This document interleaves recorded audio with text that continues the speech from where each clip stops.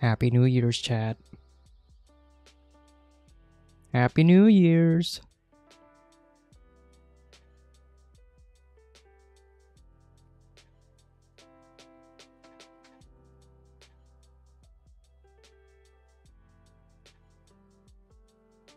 Hi. Hello. Welcome. It's been like a year since I streamed, which is crazy. When was the last stream that we did? I can't even remember. But hello, Happy New Year's, everybody. 2025. What a year it was. And by what a year it was, I mean how barren it is on the channel. Let's be honest here. Like there's barely any uploads. What a year. You know, to do these just chatting streams like twice a month at the very least.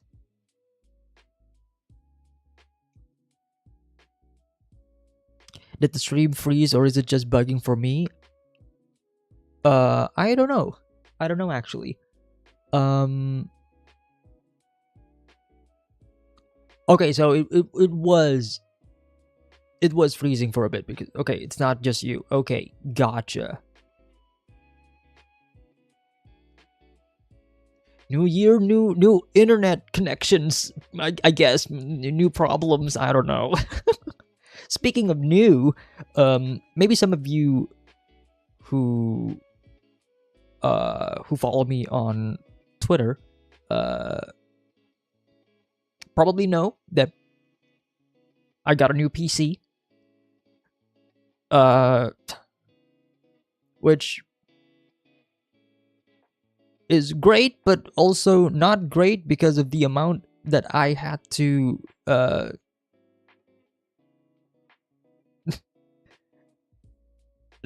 pay for this PC, even though it's technically a budget PC because of RAM prices and everything.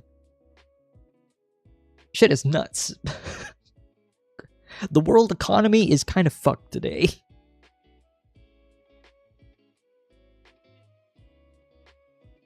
But yeah, new PC, which means more potential for gaming streams on the channel. Something that was also kind of missing from last year. Because look, gaming content on the channel, let's be real here, not really the most lucrative videos on the channel. They don't really, generate the views, nor do they generate much of the engagement, but I do love video games and I do love gaming. And the main issue with gaming on the channel for the past few years is just that I'm trying to play a game on a laptop. It's on a like 3-year-old laptop. Like that's not gonna work forever, It was struggling with The Last of Us, and it's part of the reason why Last of Us Part 2, I haven't really continued it since, because, well, it's just not an optimal gaming experience for me if the game keeps crashing every now and again because I'm running out of VRAM. But that issue should be resolved by now because I did, again, like I said, I got a new PC. Not the highest end PC in the world. It's not like I got a 5090 or anything. Like, it's not like I'm, I gotta sell my kidneys for that. But, it is enough for streaming. It is enough for gaming, that is for sure. And hopefully this means we can get more, gaming content on the channel on a more steady pace. And I am excited for that. Very excited for that. RAM is crazy, right? It is fucking crazy. Just to be clear, guys, I only have like one stick of 16 gigabytes of RAM on my PC right now. I only have like one. Because that's the only thing that is available. Is like, at that point, look, it wasn't even about like whether or not it is expensive or not. It is whether or not I could actually find RAM. It is crazy, and I hate the fact that I chose to get a PC at the end of the year, because yeah, the prices went insane just by the end of the year. It's oh man, because I had this all planned out. You know, like maybe some of you guys remember, or maybe I talked about it on stream or on videos or on, you know, like the YouTube comments or whatever during, you know, in the replies and whatnot, that I was planning on getting a PC. You know, I've been talking about this since maybe last year. Like, I'm getting a new PC, guys. We're gonna get a new PC. We're gonna game, and it's gonna be great. And I'm getting a new PC at the end of the year, right? And I was like, all right, nothing to worry about. I'm buying my PC parts one by one, right? Because I am, you know, I built it on my own, right? It's not a pre-built. I bought all the parts one by one. Bought, you know, I bought the GPU because it was, you know, on a discount. I bought, you know, like all of the other components, the motherboard, the PC case, and whatever. I saved the RAM for last. It is the worst mistake that I have ever done in my life. Because at that point, I had the budget ready for like 32 gigs. I thought to myself, you know what, 32 gigs? Easy, right? It's very affordable, you know, 32 gigs of RAM. It's also more than enough for me, right? You know, because I need the extra, you know, I need the extra RAM for not just, you know, gaming and whatnot, but also, you know, to make like OBS keep, you know, running and whatever, you know, just to future proof it. Hello everybody once again who are joining the stream. And then I look at the pricing and I'm like, wait a minute, what the fuck? Why is it like 5 times more expensive? And then I look at the budget that I have and I'm like, shit, I don't even have enough. So it was nuts. I was like wondering, like, what do I do with RAM?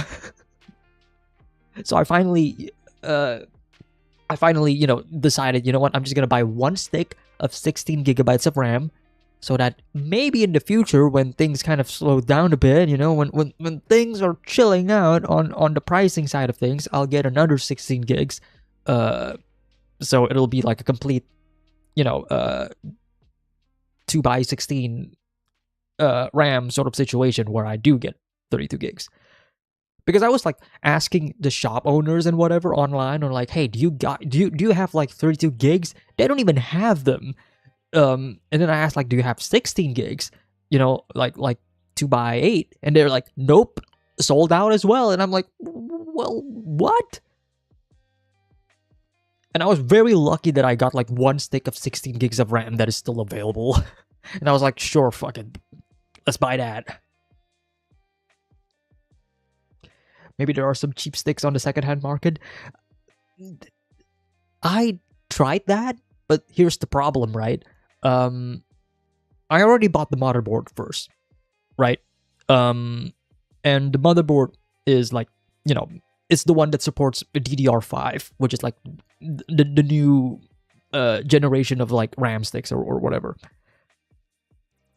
So I'm stuck with that. I cannot buy like DDR4, which is more cheaper, and it's more available on the used market, right? On the secondhand market.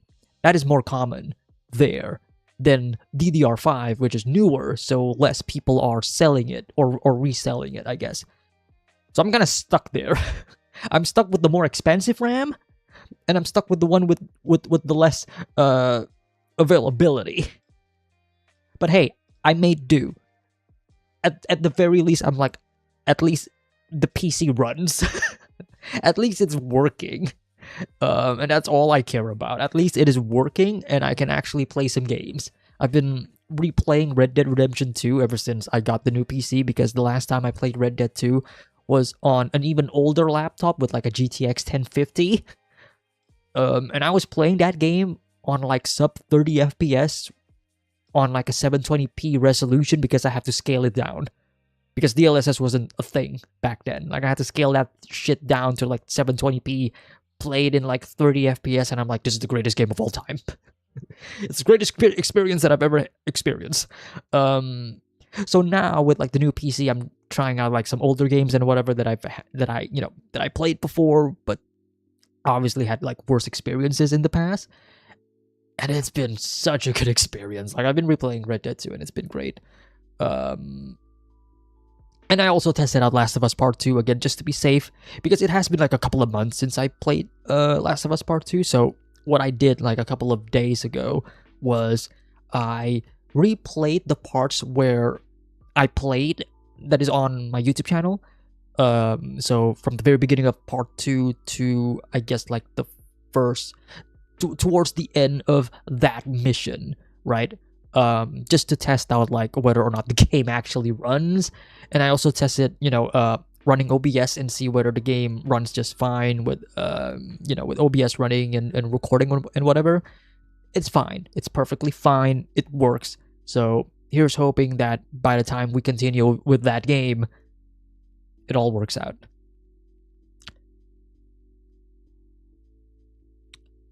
But how is everybody? How are you guys? How you been? Has it been a good year? Has 2025 been a good year?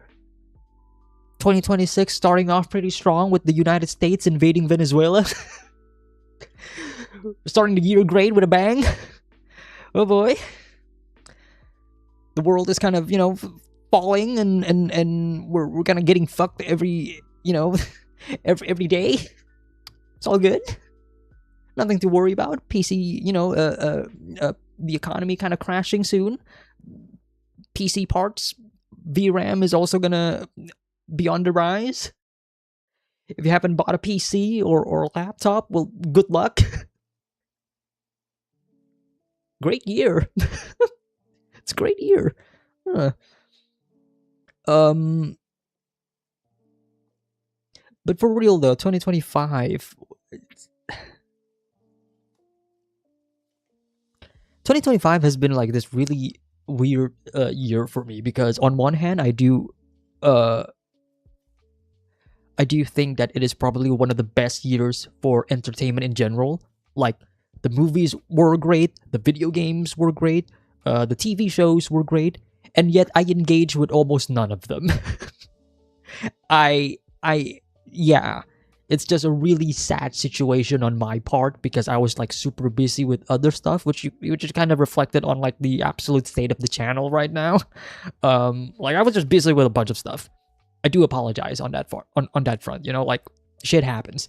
And so when I was like looking back, because I do want to make a tier list on this video, right? When I was like looking at like the stuff that I was that I experienced in 2025, I look at the list and I'm like, damn, I didn't do shit.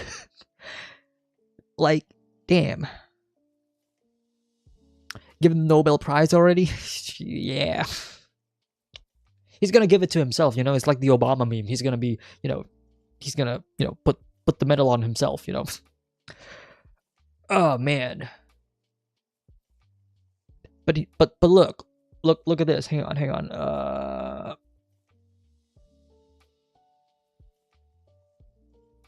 Like, wait, let me put you guys here.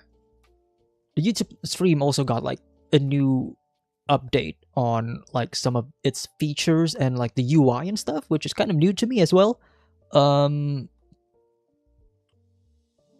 It's still pretty bare bones, but there's some cool new stuff here and there. Like, there's golds apparently. I don't know what this is.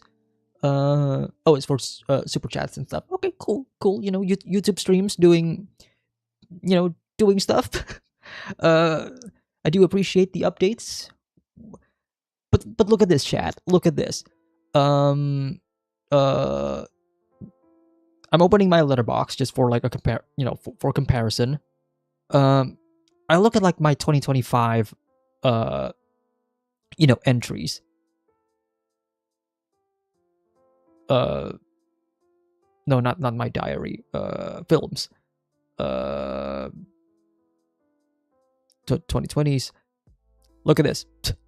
I only watched like 26 films this year. And I'm like, these are such piss poor numbers on my part. Like, I'm such a fake cinephile. What is this? Like, there's so many good films this year, and I barely watch any of them. Most of them are like still in my on like plan to watch list. But like, damn. I didn't do shit. Like, if I look at 2024, okay? Look at 2024, where I 7. I watched 67 films. I hate that meme so much. It's so brain rotted. Like, I watched 67 films in 2024. Like, and 2024 films aren't even that good. I mean, they're okay. What do we got? Joker, Folie à Deux. Like, there's some bangers here and there, but like, I look at 2025 films and I'm like, damn, these are all incredible films, none of which I watched.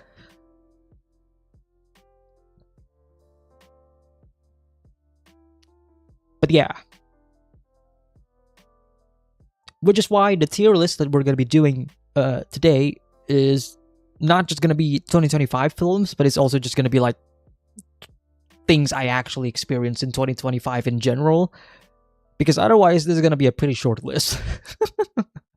But we'll get to this. We'll get to the list in a bit.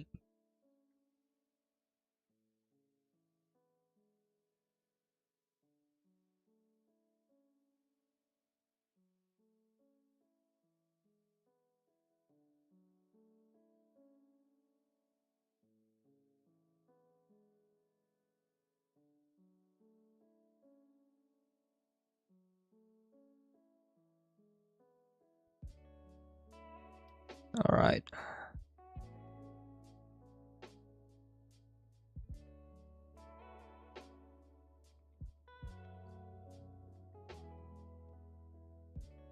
All right, give me a sec, chat.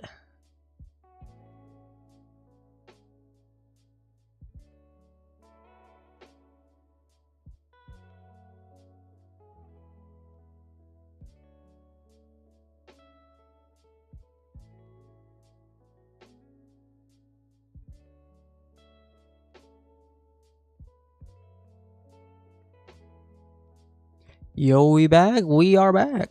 We are back. I did mention this at the start of the stream, but I do plan on this year that we're gonna be maybe doing more live streams, more chill streams. You know, back in the day, we used to do these streams every now and again. But shit happens. But yeah. Speaking of, I do need to mention this, but I'm planning on doing streams on Patreon. Okay, some of you guys who may be on the Patreon probably know about this already. But for the people on YouTube who are not caught up with Patreon updates and whatever, Patreon has this new live stream thing that you can do, which I've never tried. I only tested it out like a couple of days ago. But basically, it's just live streams on Patreon. And I've been thinking about this as like an alternative to Twitch streams, specifically for like reactions and stuff. So if any of you guys remember, way back when I do live anime reactions on the channel, I would do it two ways. I would stream on YouTube, and then I also stream it on Twitch. And on Twitch, it's like me with like the full picture-in-picture. The video is there. You can watch the video with me and whatever. And the only reason why we're doing it on Twitch back then was simply because I can't really do it on YouTube. YouTube is gonna copyright strike it to oblivion, right? And hang on, let me lower the audio for a bit. So that was usually the case, right? And my only issue with that is that Twitch is not really a good platform when it comes to the viewing experience, at least on my part. I enjoy the chat experience. I think the chat experience in Twitch, especially if you enable like custom emotes and whatever, could be very fun. But I always had issues with the player itself. Like, even right now, if I go to Twitch and then I watch a VOD, for example, like a VOD from like another streamer or what have you, the player rarely loads. Like, I don't know why that happens, but sometimes it loads, sometimes it doesn't, sometimes it just gives an error. And it's very annoying. And also, Twitch has a lot of ads. Ads that I can't really control. Like, I gotta turn ads whether I like it or not. That's like the main thing with Twitch. Okay. Streaming on Patreon pretty much eliminates all of that, right? Because I'm just streaming for my, on my account, on my channel. There's no ads as far as I'm concerned. Copyright shouldn't be an issue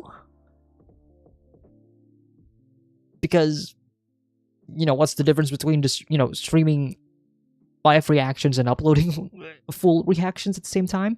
But that's kind of, that remains to be seen on like the future front. But it also makes it like a quick way for me to just immediately have like the VOD ready on Patreon no matter what. So I was kind of thinking that we, potentially in the future, we can do live reactions again. But instead of on Twitch, we can do it on the Patreon.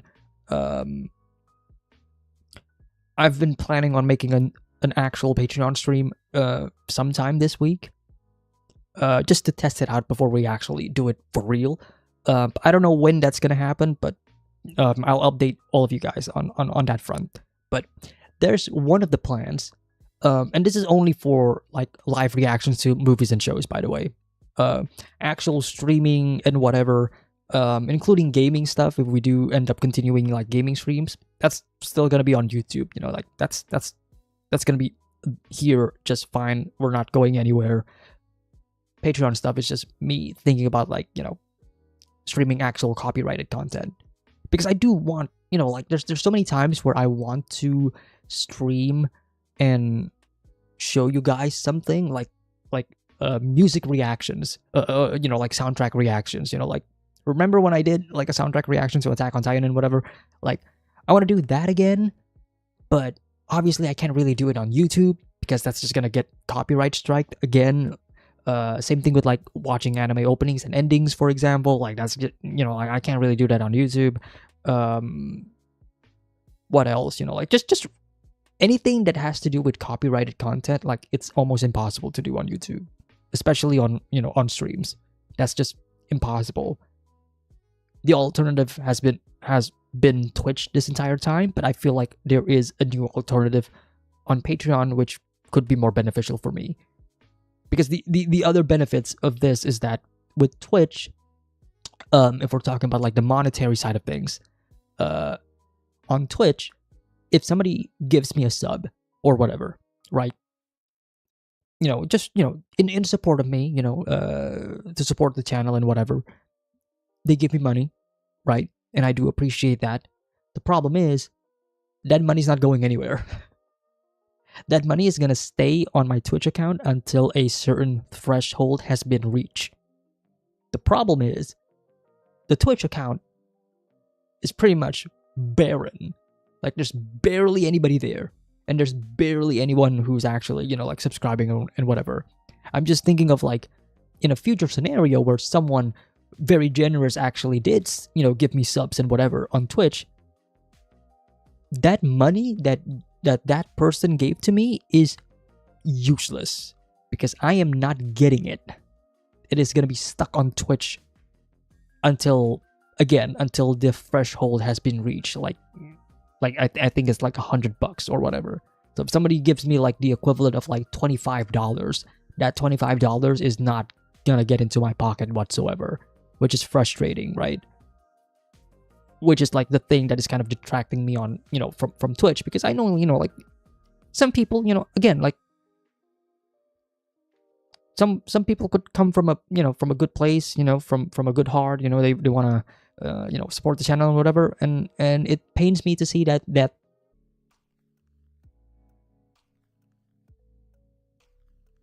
oh yeah,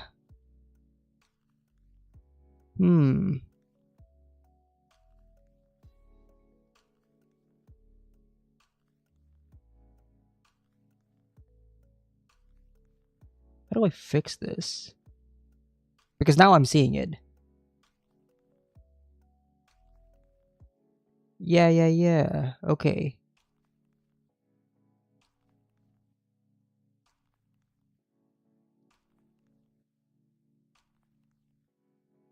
I'm not sure how I could fix this if I'm being honest. Can I change? Hang on.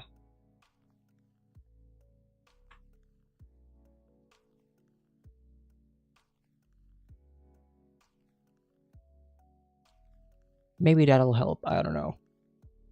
We'll see. If stream keeps dying, let me know, chat.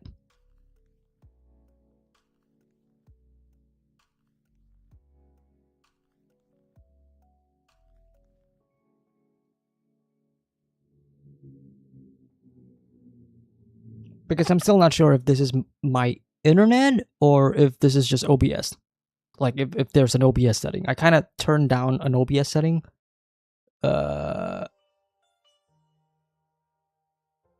But yeah, I'm not sure. But hey, first stream in a long while, chat. Give me a break.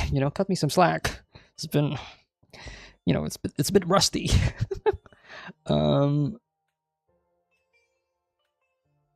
But yeah, let me know again if stream keeps dying so I can actually troubleshoot the problem.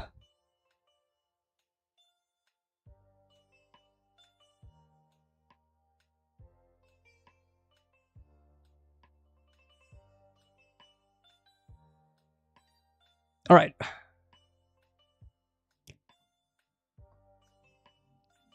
It's time. It's time to talk about shit. It's time to talk about all of the things that I experienced in 2025, because that is the main topic of this stream. This is everything that I watched and played in 2025. So it's not just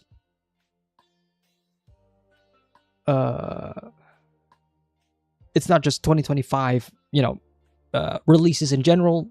This includes a bunch of stuff, because as I mentioned earlier, not a lot of stuff that I actually watched in 2025. Anyways,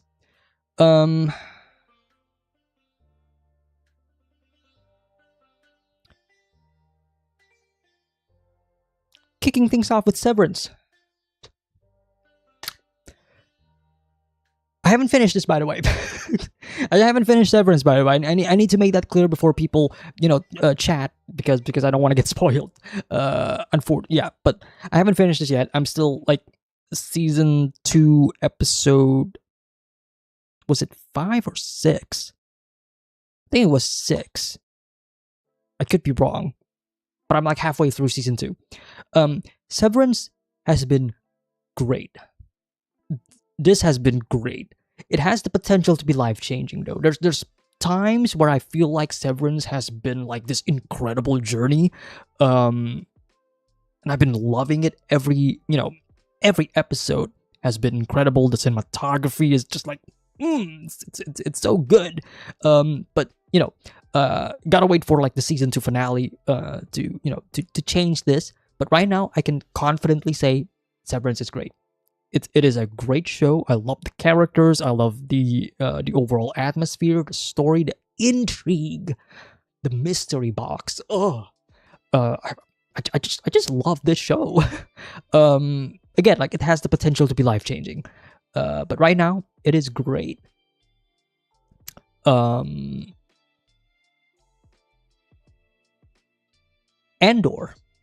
also came out this year, season 2. I watched this on my own.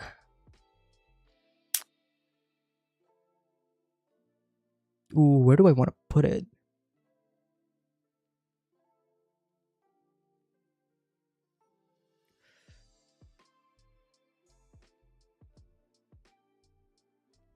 It's... Ooh...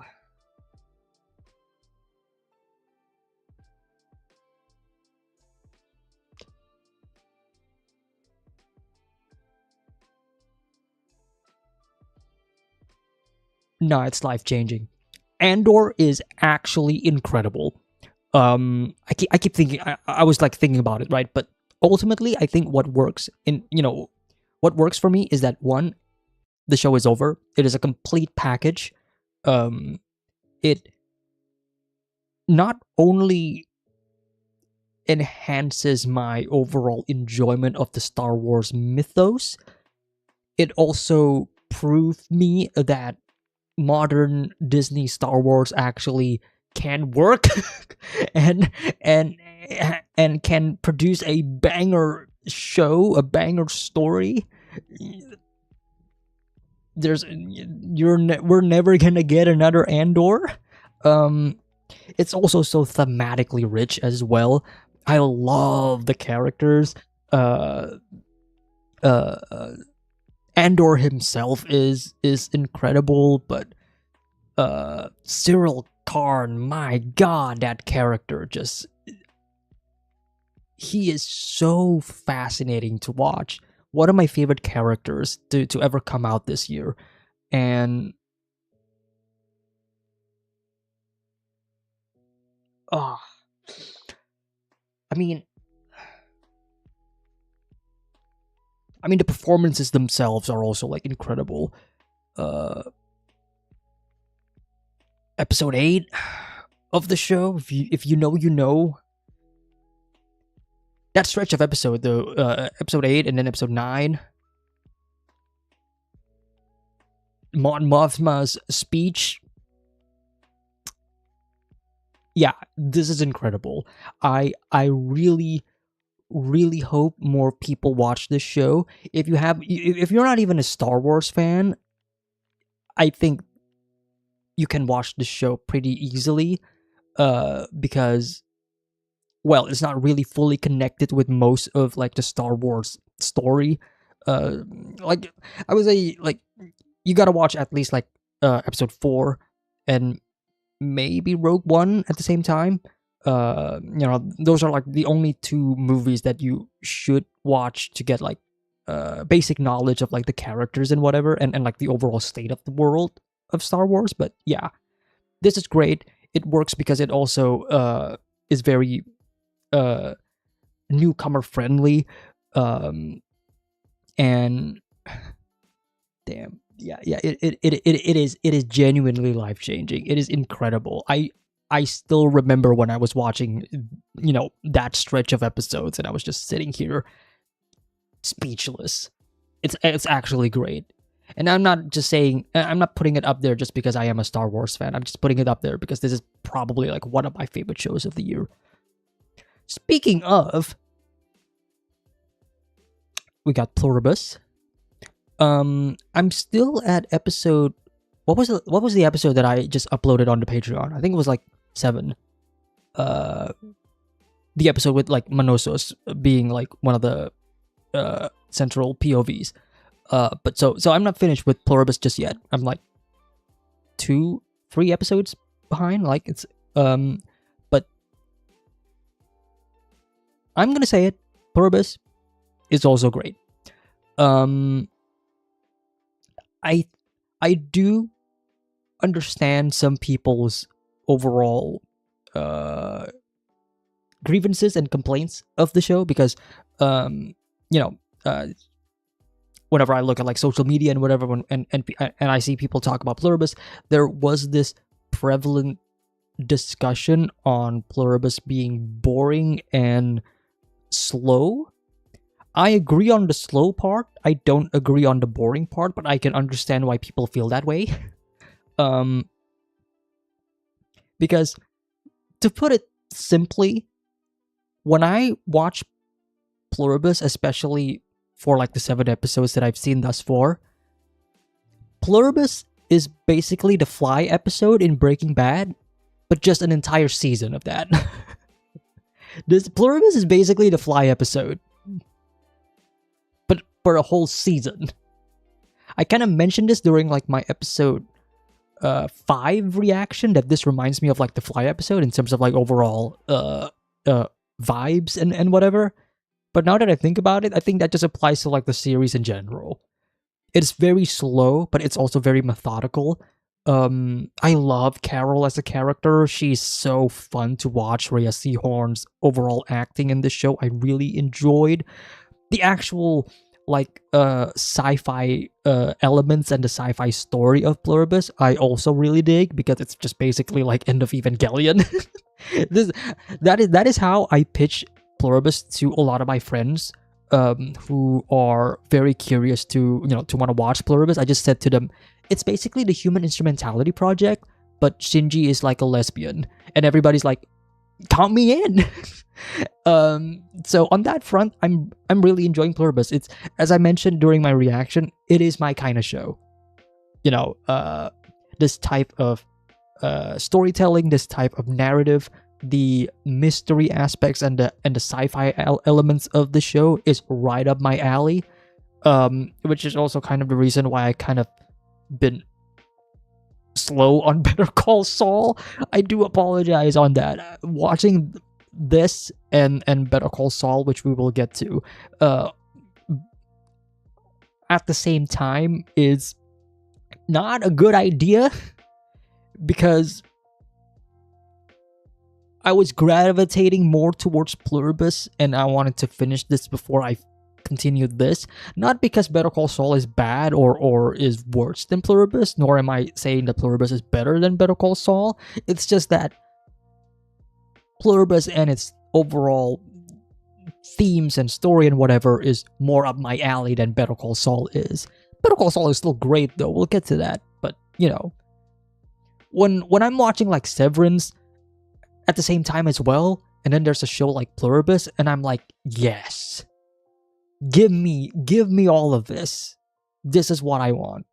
But yeah, Pluribus, I think it's a genuine great show. And I cannot wait to finish this because I haven't finished this, so I don't know if like the season finale is gonna keep it in this lane or gonna bump it down. I don't know how it ends. But I can also see like Pluribus eventually coming to life-changing tier. Because right now Pluribus is just like Breaking Bad and Better Call Saul in that, I would say like the early seasons are not as good as the later seasons. Pluribus is still in its first season. It's still in its like infancy. Like let them cook. Let them cook. Like they're still putting like the ingredients and whatever. So we're just gonna have to wait and see. Moving on from this is a manga that I read this year.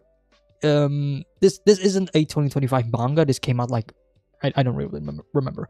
But this is A Girl on the Shore. This is a manga by Inio Asano, who made one of my favorite mangas, which was Goodnight Punpun, which the reaction you can find on my channel. Hopefully, I don't know what happened to those to those reactions. There's some like weird shit going on back then. I don't know. I don't really remember. But A Girl on the Shore. This was an experience. Personally, couldn't even get through Girl on the Shore. Oh, damn. I get you though. I completely understand people who could not get through this manga because there's a lot of stuff in this manga that really challenges you as a reader, as Inio Asano often does.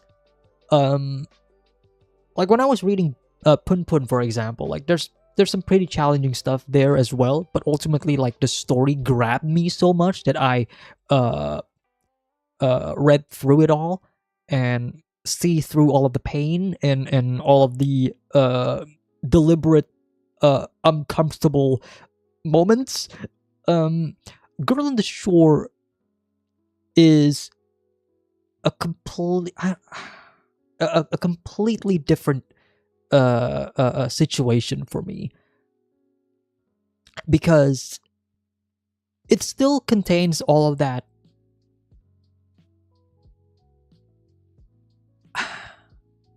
it's kind of hard to talk about this manga in a positive light without being seen as someone defending depictions of child sexual intercourse. It's hard. Like, if I talk positive about this, okay, all of that stuff shouldn't have been shown. Okay, so here's the thing, right? We'll get to that. We'll get to that specific part later. But I think the overall story of A Girl on the Shore was okay. There's parts of the story that I really enjoyed. Like it talks about like this it's in typical Inio Asano fashion. It talks about like the messiness of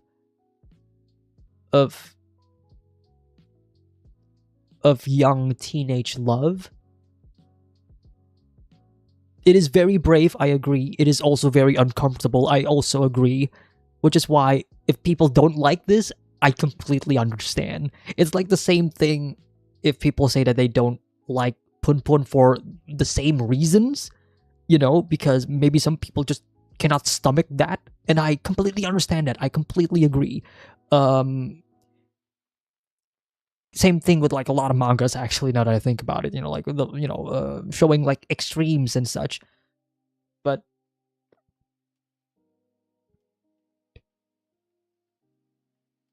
it's also like one of the weakest Inio Asano works that I have read thus far, in terms of like just overall story. If I ignore all of the chapters where they're showing,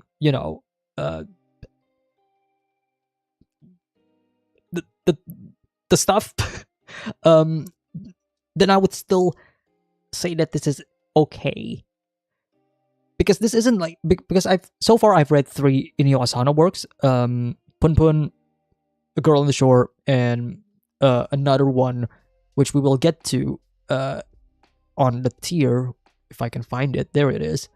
But A Girl on the Shore,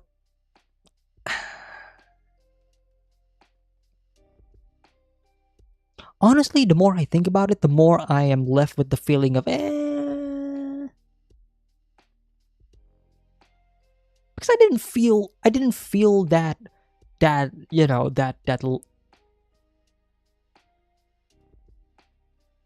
emotional hit that I felt when I was reading Pun Pun and the other work that we will get to eventually. Because ultimately, I'm looking at this and I'm like, okay, this is a very raw and and very personal look into a child's life that at the time they were going through they were going through puberty, and they were going through their teenage life, and they are experiencing and experimenting on multiple different things, including having sex, right? And the manga shows it depicts a lot of that sex in a very raw and very evocative imagery, where they're just fully showing, how old are they? Like 14, 13? I can't even remember. But they're like, it's all of it is there. You see their full body, and you're seeing them having sex.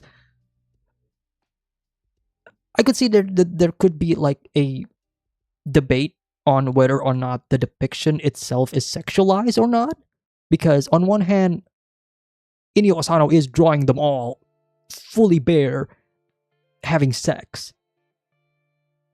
But it's not like extreme to the point of like, of like of like actual hentai, for example. Like it's not to that degree. I would say it is handled in a more mature way in this manga. Pretty much this in the same way as how he did depict some of those uncomfortable moments in Goodnight Punpun, right? It's more meant to in Punpun it was meant to elicit very much the feelings of hatred, disgust, and anger. Whereas in A Girl on the Shore, it almost felt very sad to me. I just joined the stream. What is we're talking about A Girl on the Shore, which is an Inio Asano manga that is very heavy on certain subject matters. But that is how I felt when I was reading this. For those specific, chapters and those specific, I guess, panels and whatever. I felt more sadness than anything, mostly because of the way it is depicted and the way the story went through. Those kids are just doing it because they just want to do it, not because of love whatsoever.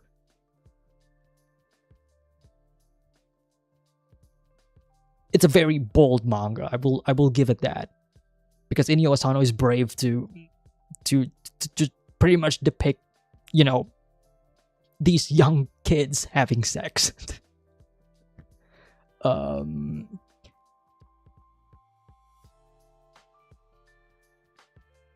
Because I don't want to keep talking about this, because I do want to move on, but I think it is also very important to mention this as well before we do move on, because I feel like I think it's also important to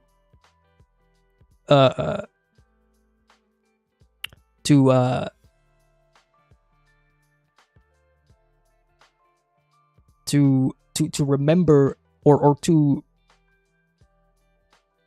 accept the fact that the things that are happening in this manga happens in real life too. Like, this is something that a lot of people probably have experienced themselves as well. Like, it's unavoidable, to there's something that happens in real life. Exactly. Like, it's whether you like it or not is that is wholly subjective, and I completely understand if people do not like the manga because of the depictions and they feel very grossed out about it. But the fact of the matter is, this happens in real life all the time. Some of your friends probably did it when they were far younger, right? And at least for me, when I was reading this, it was less about being grossed out that I am seeing all of that, but it's more so eliciting a certain emotion out of me to feel that these kids that are they are still immature and they are trying to do mature things, and it is this very it's these kids trying to cross that border into maturity, but they don't know how to do it, and it's very messy, like I mentioned. Such is life. I would even argue that Goodnight Punpun is a far more extreme version of this, because the stuff that is happening there is way more fucked up than what is happening here. But the way it is depicted here is far more, dare I say, realistic, and therefore makes it a lot more uncomfortable for a lot of people. With all that said, I think the story's pretty Let's move on to the studio, okay? Let's move on to some comedy. I thought the studio was pretty good.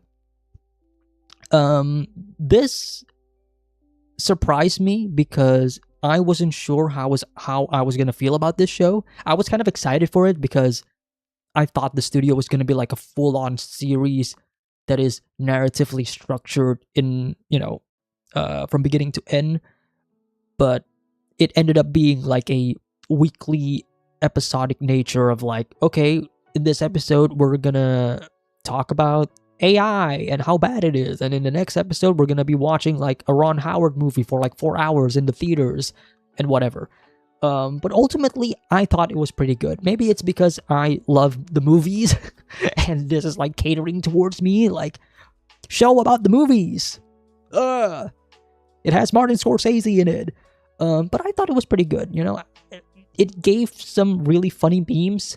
As the show progresses, again, like I love the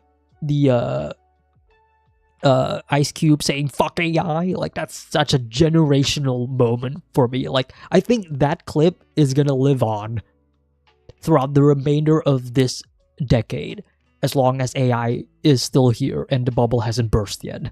Like that, we're gonna be reusing that clip time and time again. The Kool-Aid movie. Yeah. There's like so many funny moments in this as well. Like Bryan Cranston's also in this. Like there's like I feel like yeah, the comedy, most of it works for me. Some of it doesn't. There's some stinker episodes. Yeah, there's like some episode where I'm like, okay, this does not need to happen. Like wrap it up. But there are some genuinely really funny moments in this episode as well. In this series as well. So yeah, I thought it was pretty good. And honestly, I cannot wait to for them to continue to do more, because I really enjoyed my time watching the studio as this like weekly, funny comedy that I can look forward to, after a week of like, working and whatever, some good stuff. I liked it. All right, up next, what is the Chinese name of this? This is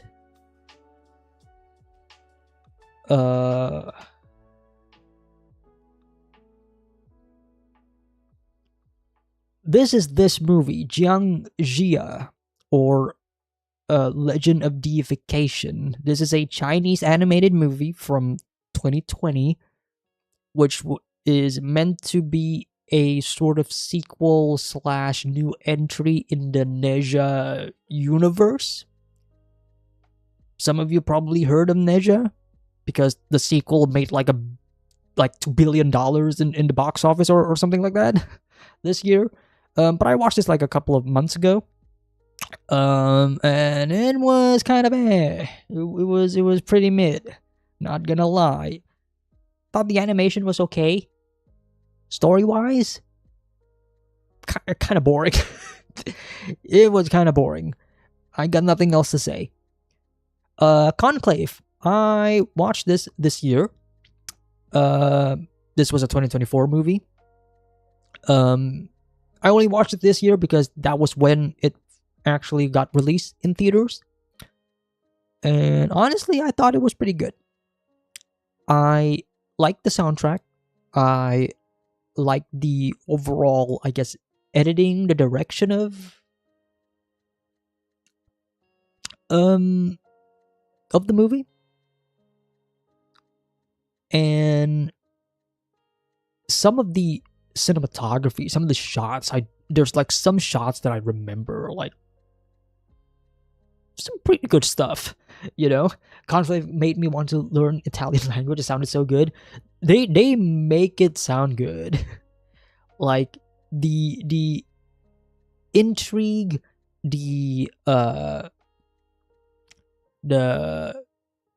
all of the stuff surrounding like the actual process of electing the Pope and whatever. Not to mention like a few months after this movie was shown, the actual Pope passed away. May God rest his soul and whatever. And I thought that was kind of it's kind of coincidental, huh?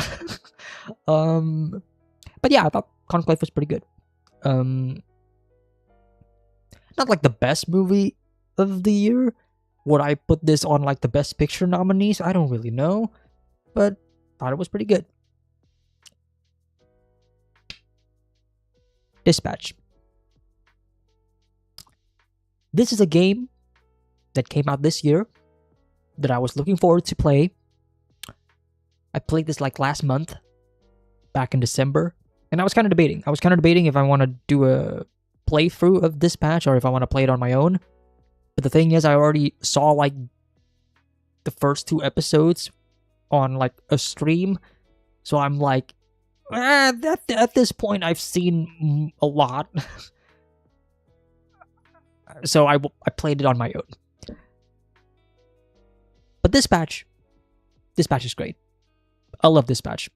This was a fun game to play.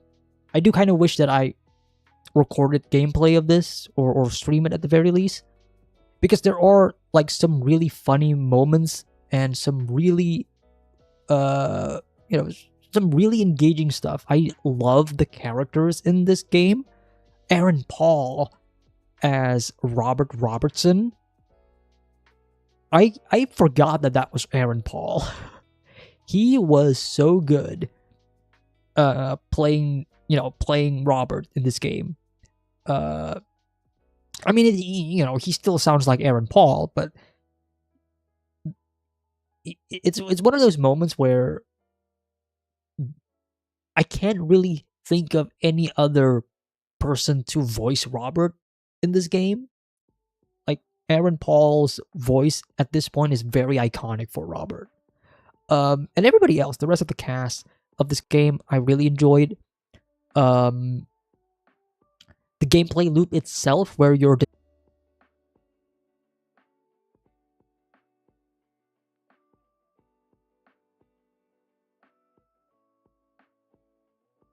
Did the stream die again?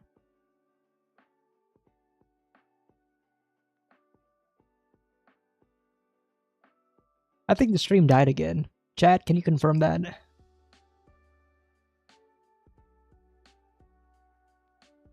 Because I saw connection loss. Why is that happening? That is really bugging me out.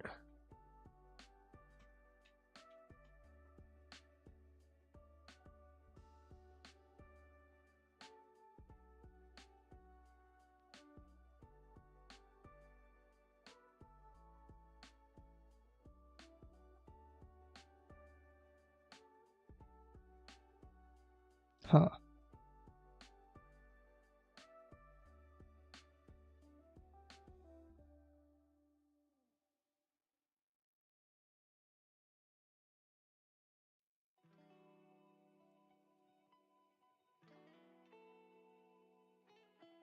Yeah, I don't know what's going on. I don't know what's going on with the stream.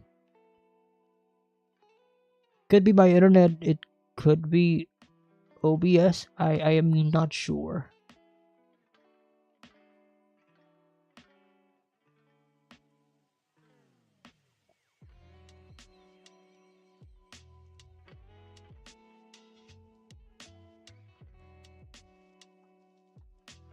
Seems fine now. I mean, it is fine now, but I just don't know why it was dropping. Kind of weird.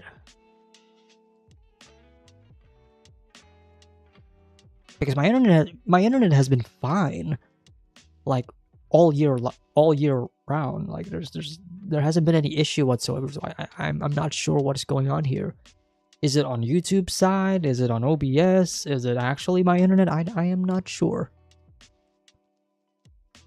But anyways, that was Dispatch. Good game. I enjoyed it. It's pretty great, and love the characters. Love the overall gameplay loop, and yeah, good stuff. Good stuff. Squid Game Season 3. I'm gonna be honest, when I was making this list, I forgot this came out this year. I thought this came out like last year. No, this came out earlier this year. This was 2025. I couldn't believe it. I was like, what?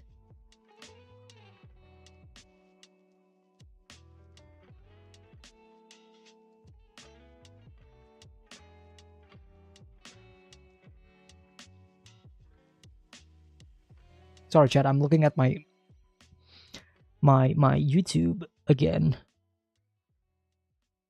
Kind of worried for the internet now. I don't know. YouTube's sending me mixed signals. All right. Squid Game season 3, it was...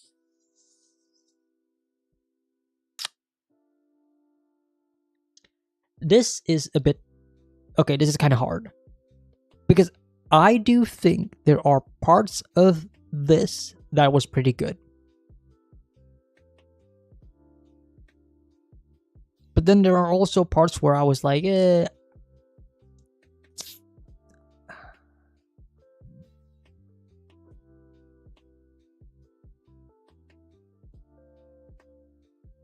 think ultimately I'm gonna go with this. This is fine. It's fine, but I feel like, I don't know.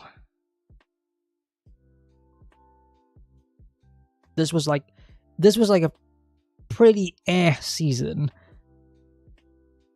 Like, I don't hate it, but there are parts of the season where I do feel like the story is, like, I do feel like Squid Game shouldn't be this franchise. You know, like, I feel like Squid Game should have just ended with the first season. That was like a pretty good commentary on like the whole thing and whatever. Now we're doing like seasons 2 and 3 and they're like just doing it all over again. And now it feels like they're missing the actual point of the story. I enjoyed season 2 more than season 3, and season 3 felt more like a, you know, like we gotta wrap it up, you know? I like the conclusion for some of the characters and whatever, but yeah. Not bad, but Do you have wired internet or through cable? Wired. I have a wired Ethernet connection. That has always been the case. So I don't know what is happening here.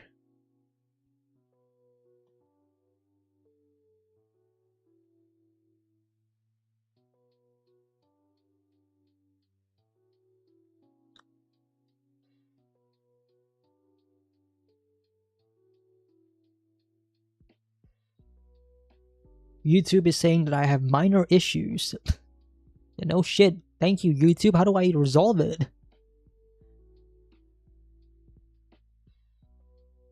Anyways, Shogun. I finished watching Shogun this year. You can find my reactions on the Patreon. I think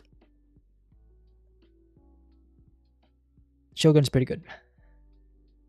I was debating between this or Great. I think the only reason why this isn't on the Great tier, even though it is a great show, is I wasn't as fully connected with most of the characters. I appreciate the characters, and I do think that the character writing is good, but I just don't have that full emotional connection as I thought I would. Still a good show. I love the performances. I love the I enjoyed the overall setting and the overall story, the narrative of the show.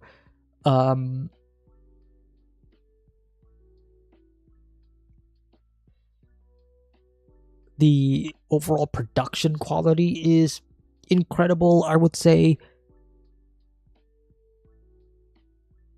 In many ways, it is a very methodical show, more so than Pluribus, in the sense that it is very slow and there's a lot of, you know, talking and whatever, but that's like to be expected for this kind of show, right? I don't know how I would feel about like there being a second season though, because if, you know, this was based on a book and they pretty much covered the entirety of the book, and now they're making a second season, so where are they gonna be pulling, you know, like the story from? Are they making their own story, or are they doing something else with it? Because I know there's like multiple books, but not necessarily sequels and whatever, so I don't know. But this is pretty good. I do think that if I rewatch this show again, it could go into great territory, simply because I already enjoyed what I saw. Like, the foundations are there, and now I have a better now that I have better expectations of going into the show, I might see and appreciate more of the little things that I may have missed. But this is a good show. Highly recommended for people, if you want to watch a really good, drama set in uh this era of Japan. Up next is a game that I played this year called Milk Inside a Bag of Milk Inside a Bag of Milk. This is a very short indie game. I think it was made by one guy. I could be wrong.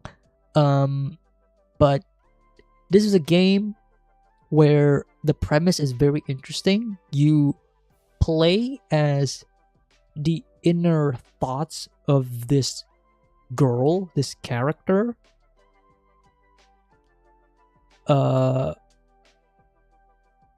And what you are doing in this game essentially is you are guiding this character to buy milk, because this character has problems. And I find the experience so unique, and if you peel through it, you can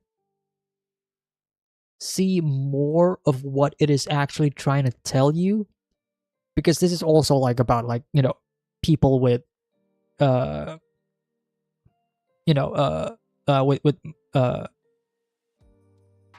that are suffering through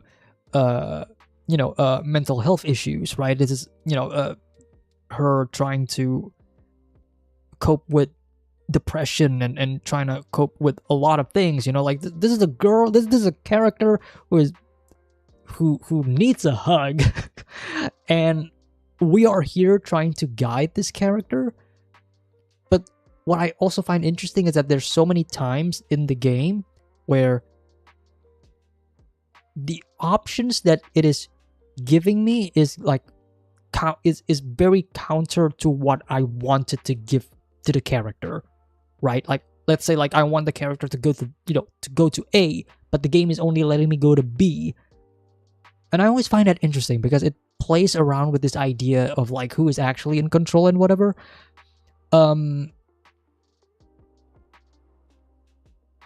I think I would have more to say on the game a couple of months ago when my memory is more fresh on the subject matter. But what I will say is this was a pretty good game. Milk Outside the Bag of Milk is its sequel, much larger and more production value from what I've heard. You know what? Let's just go with that immediately. This is Milk Outside a Bag of Milk, Outside a Bag of Milk. It is it is a completely direct sequel to this game. And there are parts of the game that I think is better because it is a lot more it's longer. Let's just put it that way. It is longer, but not by much, 2 hours ish, 1 hour ish, something along those lines. There's a lot more player interactivity in this game. You will learn a lot more about the character and where they live. You will learn more about their past. And the whole game is really you learning about this character, and again, you trying to help this character in any way you can through being their inner conscious and whatever. Though I will say, I feel like they could have gone more. They could have done more with this sequel than I would have wanted. Because the first game definitely feels like, a very short story. The sequel feels more like, okay, we gotta expand on this story a lot more. And they did. But I feel like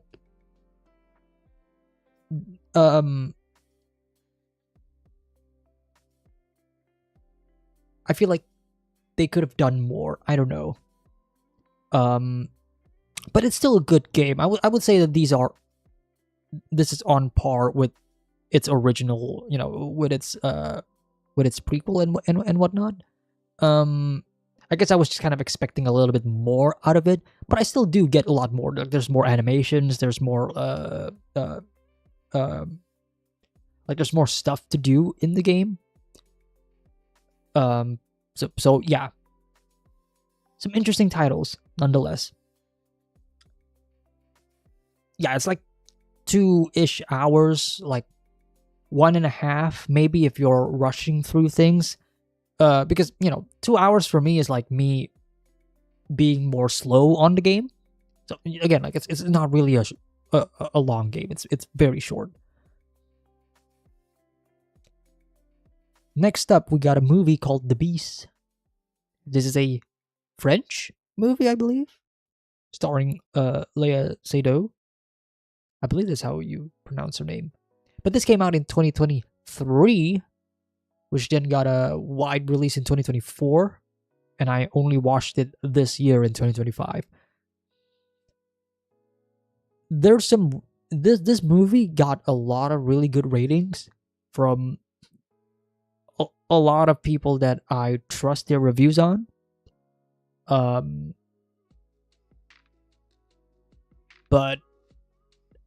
I'm gonna be real, kind of disappointed in this one. I thought it was kind of maybe it was because I was watching it in the wrong place and time, in the wrong mindset. I don't know. But what I do remember watching this movie is I was engaged for 20 minutes and then the movie lost me. I do think that the story is interesting, but I feel like the movie was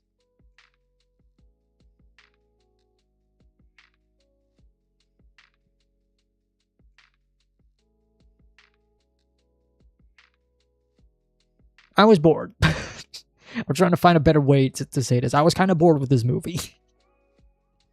I kind of wish that I wasn't, because I do feel like there is a good movie here. Again, maybe I was just watching it in the wrong mindset or in the wrong time. Maybe under different circumstances, I probably would have liked this movie more, because I do see myself liking this movie more. But as it stands right now, this movie was kind of for me. It was kind of Like, I don't hate it. But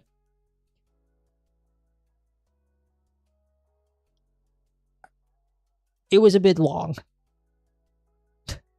Let's just put it that way. It was a bit long for me. Up next is I Saw the TV Glow. This was a movie that I did a reaction to last year.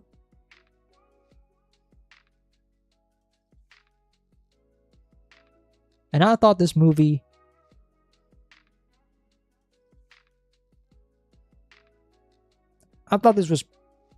this was great.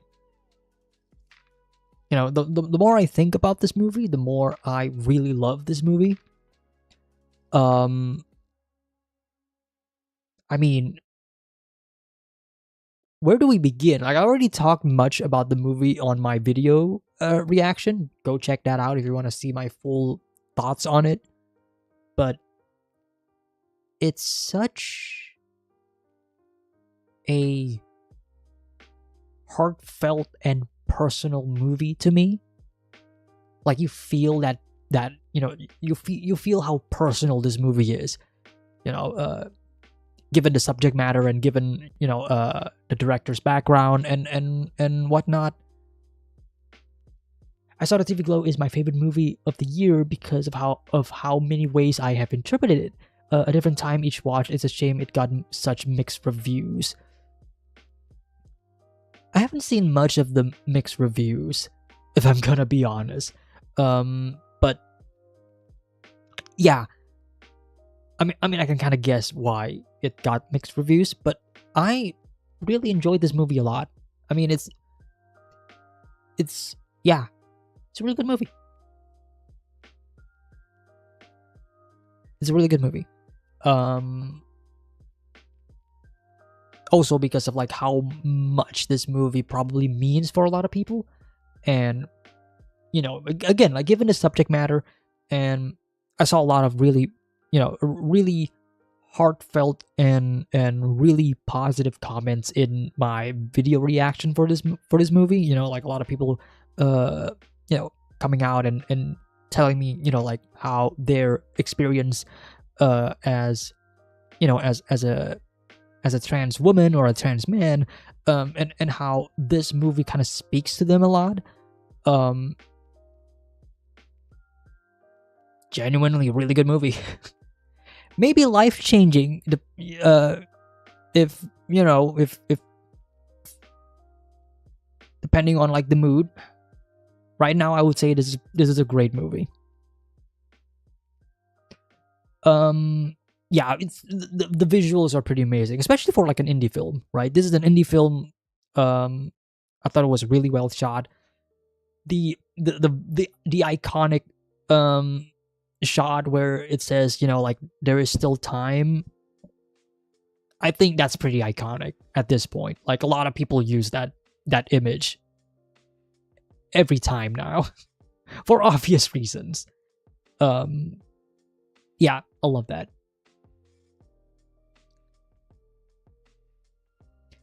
I did enjoy Nosferatu Dracula. Keeps coming in my mind every time. Oh, we'll get to that. We'll get to that. Did I watch 100 meters? I have not. Speaking of, I did mention this at the start of the stream. Maybe some of you guys weren't here when I mentioned this, but I said that I was planning on doing live reactions again. But now I'm planning on doing it on the Patreon instead of Twitch. Still trying to find like the logistics behind all of that, but essentially, live reactions on Patreon feels a lot more friendlier in the simple reason that it doesn't have ads. you watch a movie reaction on Twitch, you're gonna get ads. You're gonna get ads are gonna block your experience and whatever. But on Patreon, I don't think such a thing exists, and I'm trying to find a way, or I'm trying to see if it is a feasible opportunity. So maybe in the future, we can. I'm planning on maybe potentially reacting to 100 meters live, and I'm gonna do it on the Patreon. And I'm thinking of like how we're gonna do it. And I mentioned this on the Patreon, but basically I'm thinking of like making the live reaction, like available for free and paid members. So you don't have to pay anything to watch the live reaction. But the VOD is gonna be for paid members only, because at that point it'll become like early access for like the YouTube release. Like that's what I'm thinking about right now, but I'm still thinking of like the logistics and whatnot. But I do want to get to that eventually. I've heard really good things about that movie. Speaking of really good movies, question: I noticed that your Saw the TV Glow and Nosferatu videos don't have the links to the Patreon PIP post in the description.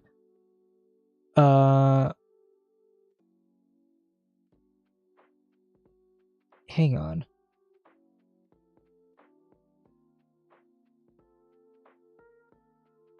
I'm trying to remember the reason. Hang on. Trying to remember if there's a specific reason or if I just forgot.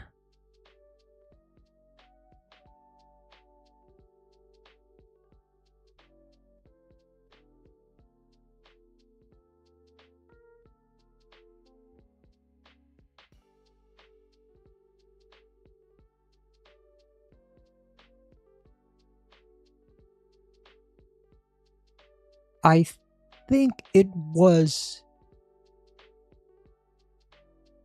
hang on. I think this was at a time where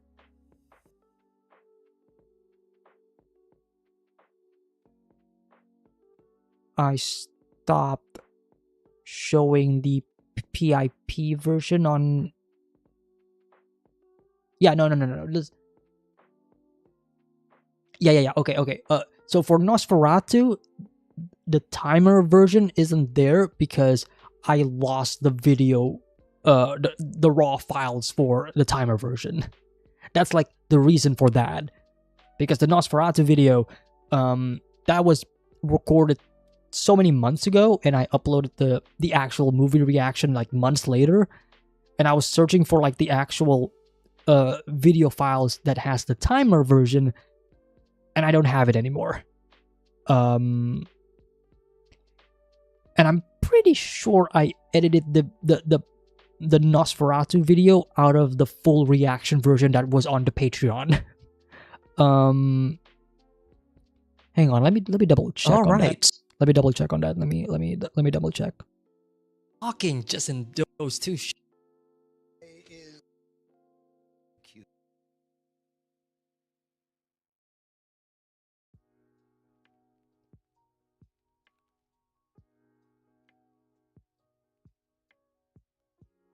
Oh yeah, no. Yeah, the timer version wasn't available to me. Yeah. And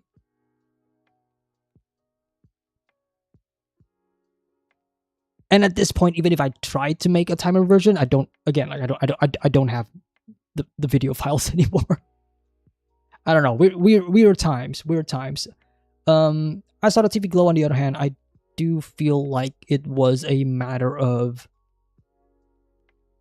All right, what is up, everybody? No,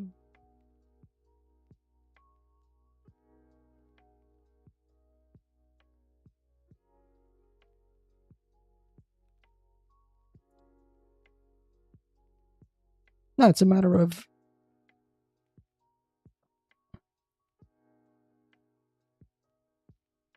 No, I got a triple check on like all of my movie reactions.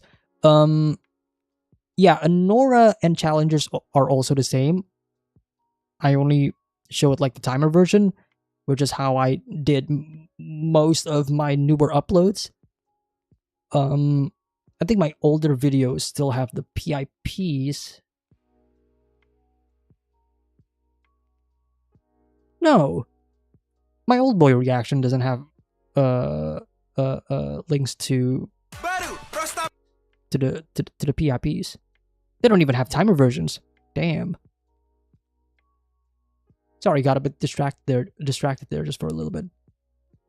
But yeah, to clear up any confusion, the reactions on YouTube have timer versions that are available on the video descriptions, and then I only have like the links to the Patreon. The PIPs are just on the Patreon.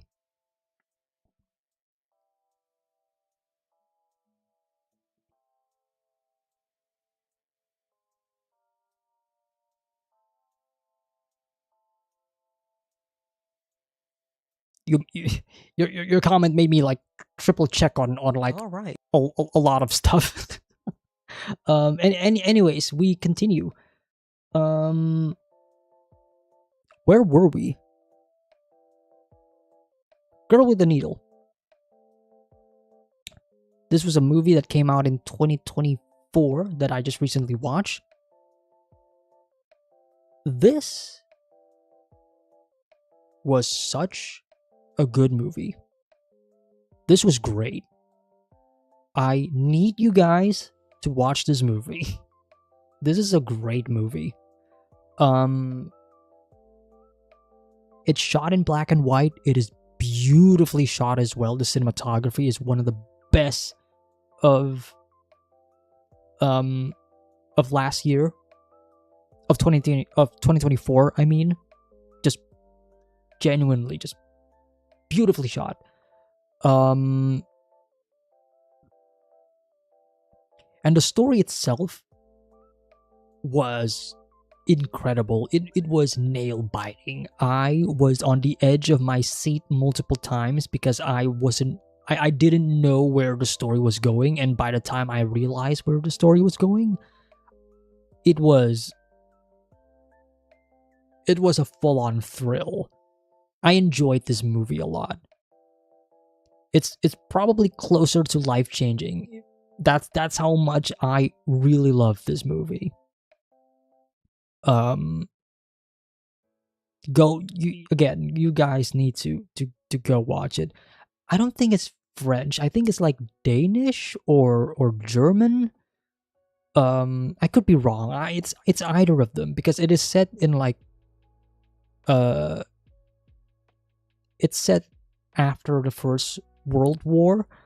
Um, and yeah, yeah, some really good stuff in this movie. I really enjoyed this.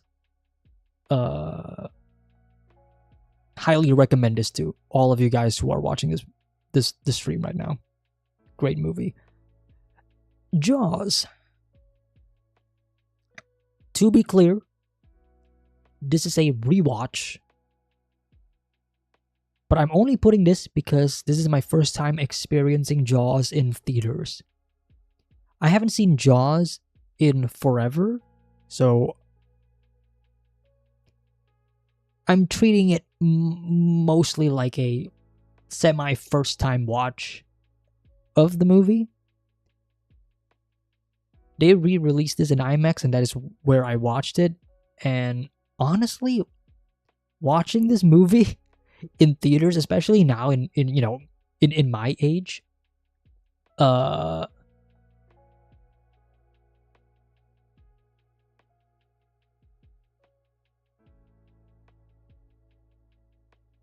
this is crazy that I would put it on life changing. It's because it is such an incredible experience. How was the sound effects in IMAX? It was great. Um, I get it now. I understand. Whenever I see a top 10 movie list of all time, and if somebody puts Jaws in it, like I understand. I get it now. I get it. This movie was incredible. Spielberg was smoking crack when he was making this movie, man. It is insane. The the blocking of like the shots of it blows my mind. Again, like my rewatch pretty much counts as like a first time watch because of how much I forgotten about Jaws. Like, look, I watched the movie like when I was like a kid, right? I didn't have the appreciation of the arts back then. So rewatching it again now as an adult, and then I'm like, they don't make movies like they used to. It's such a good movie. the, the cinematography is what gets me, man. It's such a good experience. Um yeah, this was a great. It's like opening. My mind was like open because when I watched this movie, I was like, oh, I get it now. You know that Danny DeVito meme, where he's like sitting and the camera zooms in on him and he's like crying and he's like, I get it. Like that was me watching the movie in theaters. I was like, I get it. I understand why people say this is the greatest. It's such a well crafted movie.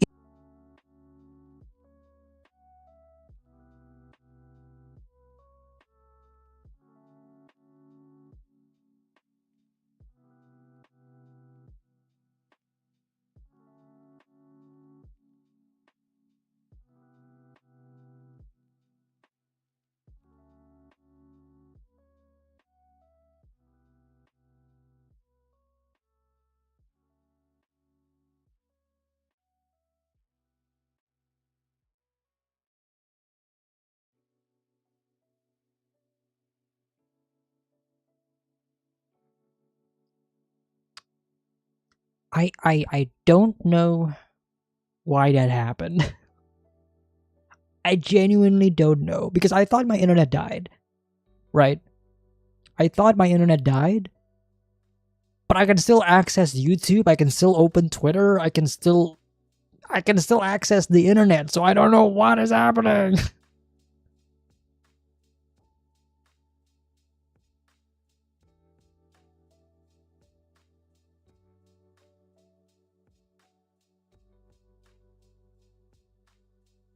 Like, I don't think it is my internet. Because again, like I said, like I don't think it's my internet. Because I can access the internet just fine.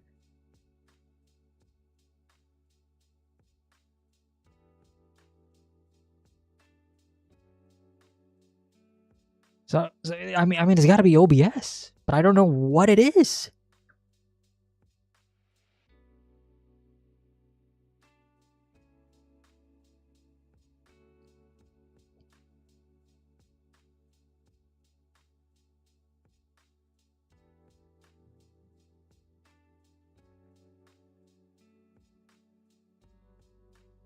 But all right, we're back.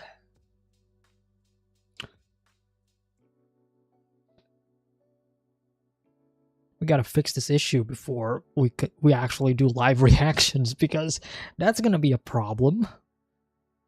All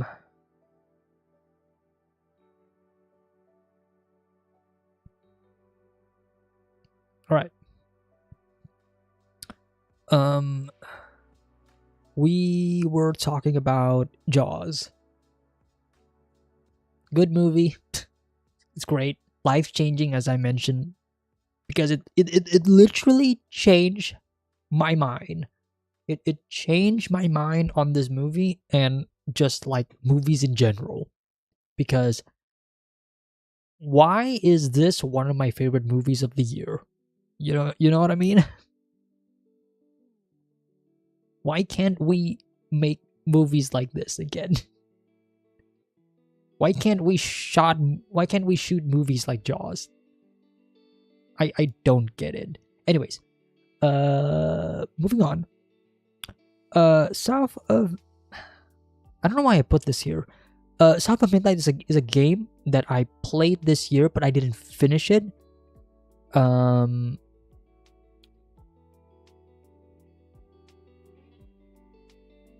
mean, it was pretty good, but I don't think I want to put it on the list. I don't know why I put this here. Different from like Severance and Pluribus, where I'm like more than halfway through these shows, so I got a better idea of like the story and whatnot. I'm like only an hour into South of Midnight, so I don't know why I put this here to begin with. I'm sorry, I gotta put you down here. Okay.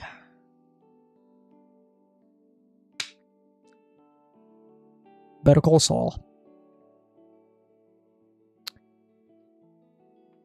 This is the first 2 seasons. I finished season 2 like a couple of days ago.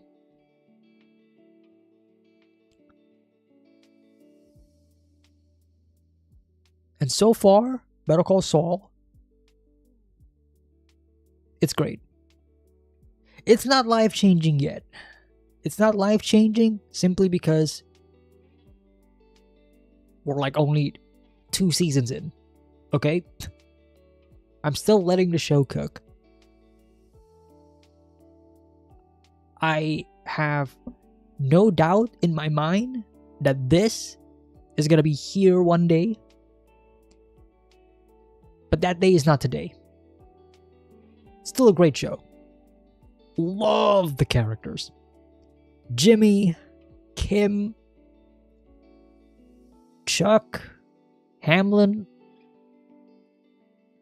They're the goats. They're all great.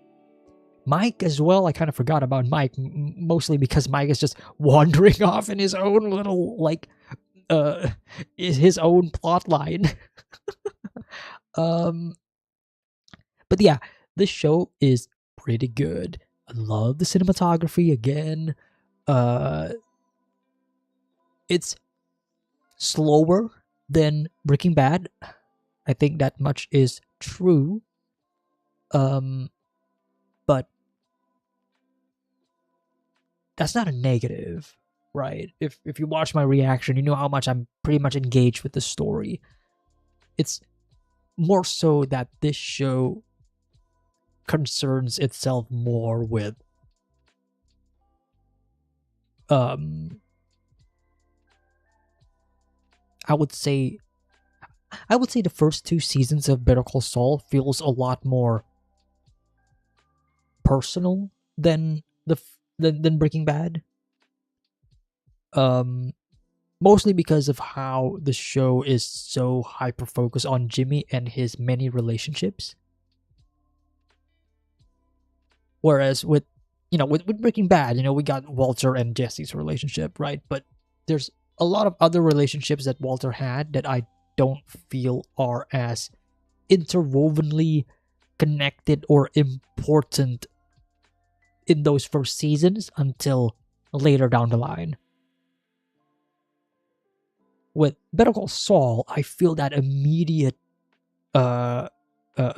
connection and this immediate a personal relationship between Jimmy and the rest of the cast. I feel that extremely with Kim. I feel that with his relationship with his brother Chuck. I also feel it with Hamlin as like this rival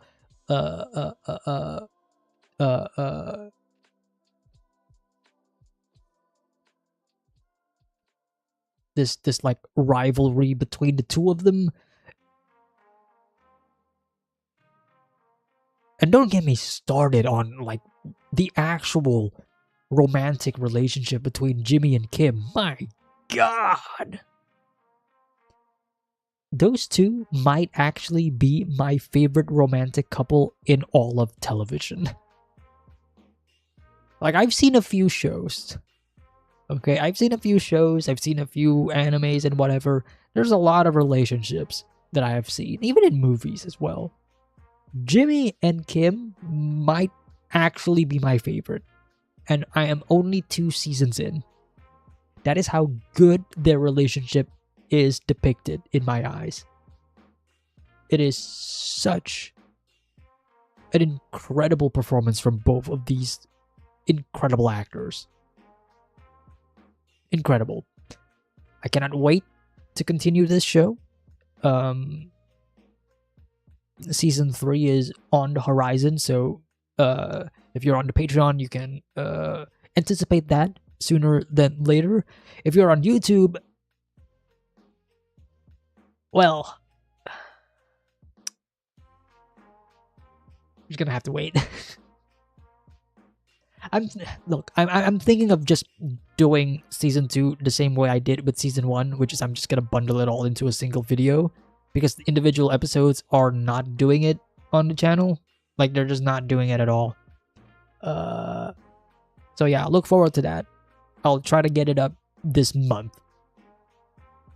So yeah.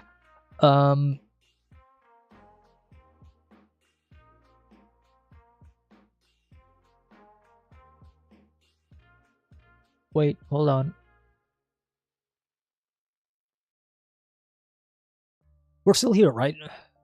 The connection's still here? Like the stream is still on, right? Just want to double check. Because I saw a bit of a spike on my OBS. Just a little bit. Just want to make sure. Chat? We're still live, right? Okay, good. Moving on.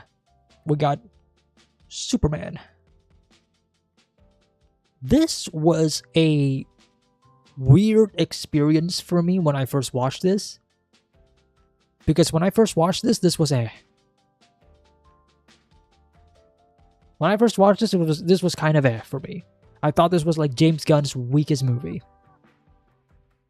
But then I rewatched it again. And then I rewatched it again. And then I rewatched it again. And I thought it was pretty good.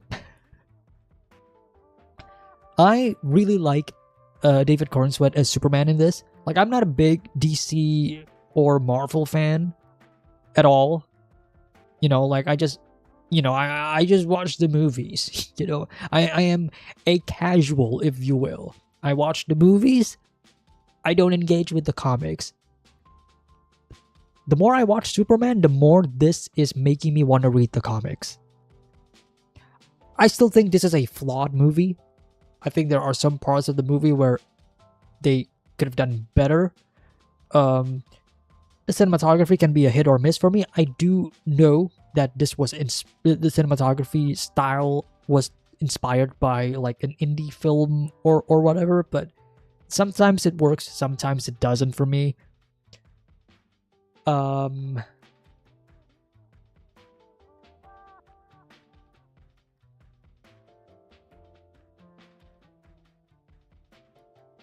and I also felt like this movie didn't have that James Gunn heart-wrenching moment that is usually in all of his other movies, which is why I still think this is like my least favorite James Gunn superhero movie, but I do like this movie at the end of the day. It's a pretty good movie. Um it's it's good enough that I am now kind of excited for Supergirl and the rest of the new DC universe. Like, that is what this movie set out to do, and that is what the movie succeeded at. So now I am pretty excited for, like the rest of the DCU. Holy hell, the thumbnail is phenomenal. The thumbnail of me just, peeking through through a white background. Thanks, I guess. Ooh, okay, you know what? We need to move this up. Okay. So we talked about A Girl on the Shore earlier.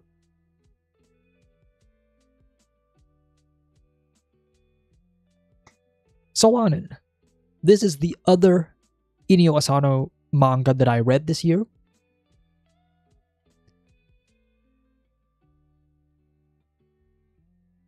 This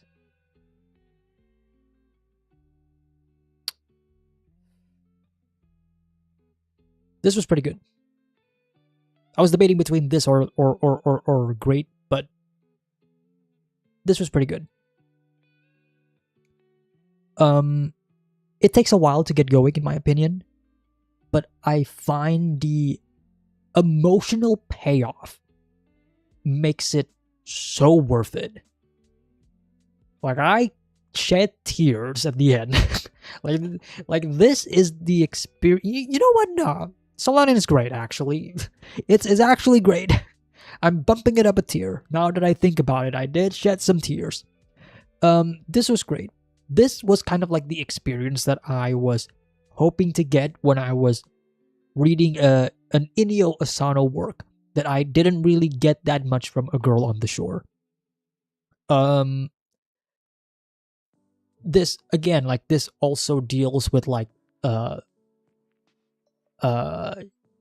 adolescence. It talks about like growing up, maturing as a character, which I'm kind of seeing as like a central theme of Inio Asano's work here. If I'm comparing this to A Girl on the Shore and Punpun at the same time. But I love this manga. There's so many heartfelt moments. Some parts of it really speaks to me. Like there's certain parts that I do get, especially if we're talking about like pursuing the arts, and pursuing your dream and whatever. And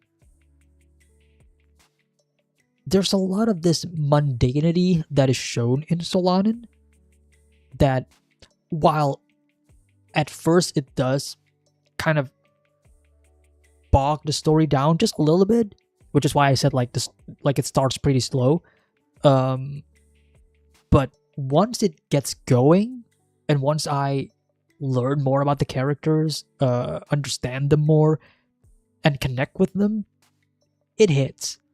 And by the time we reach like the end, it is like a full-on ballpark. It is like, oh yeah, that's like the emotional payoff that I was waiting for. So this was great. I enjoyed Solanin a lot. It's also very tame. If compared to A Girl on the Shore, if we're talking specifically about its depiction of love, like, this is pretty tame. And done in a more I guess you could say, a more tasteful manner. Again, like if you cannot stomach a girl on the shore and its depiction of sex and whatever, especially given like the age of the characters, this is a lot more, uh palatable, I guess, for some people. Yeah, this is great. I love this. I love this one a lot. Um, and then I watched the live action adaptation of this. This is Solanin, the live action movie, because I was just kind of curious to see, to know like how they're gonna do this, right? Because Solanin is a pretty long. It's a pretty long book, right? It's a very lengthy book.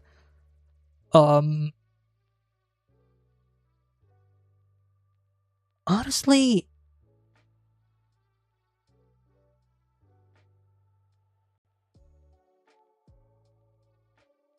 this was pretty. I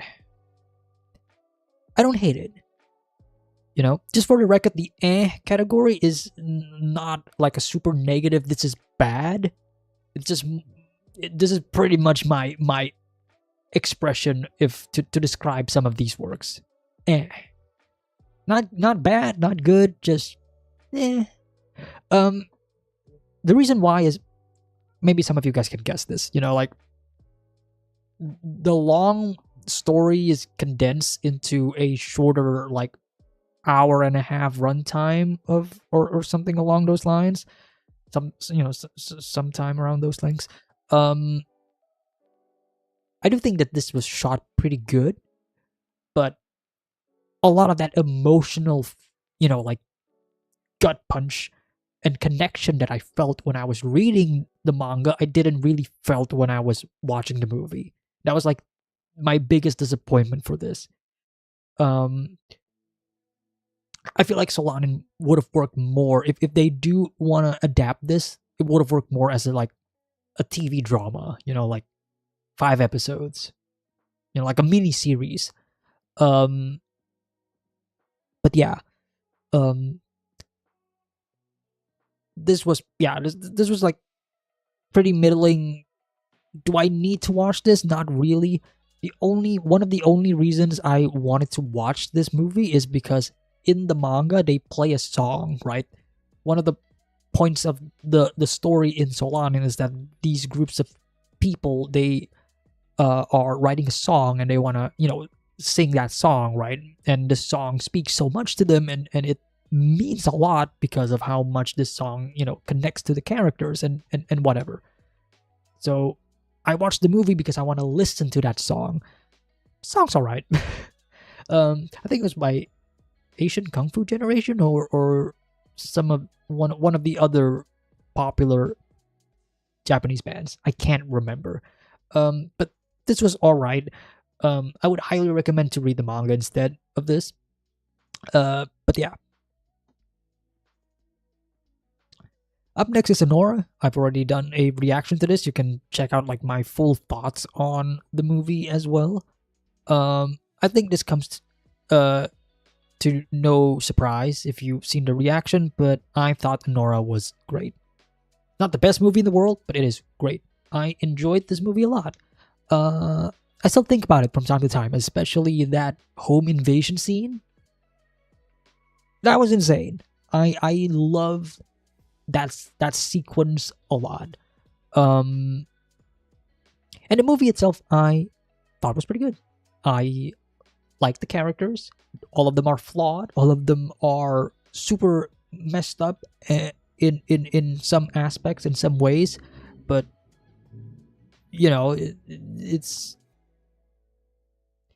tackles various well, not tackle because it's not like this has never been done before, but the movie, I think, shed some pretty solid light on certain aspects of our lives. And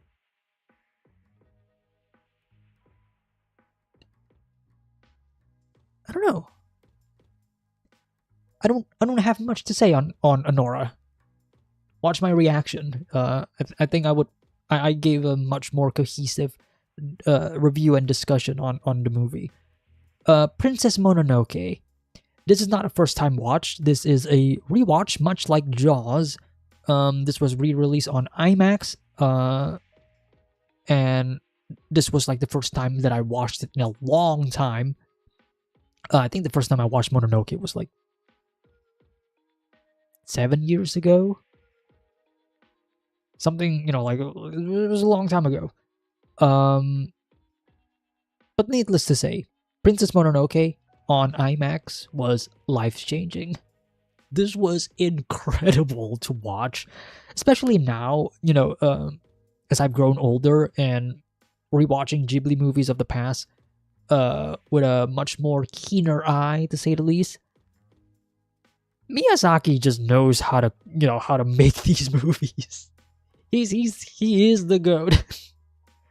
Watching this in cinemas, and especially on an IMAX screen, seeing all that texture, all that grain, all that brush strokes on the background and whatever, I was like, oh my god. It's something that I already appreciate just watching on like a monitor, but it's another thing to experience it on like a really big canvas, right? And the overall like experience itself, like being transported into this world and seeing these characters, like again, like even though I've already know what I'm expecting because I've already seen the movie before in the past, but rewatching it again with like a newer, better lens, to say the least, makes me appreciate this movie a lot more than I thought I thought I already did.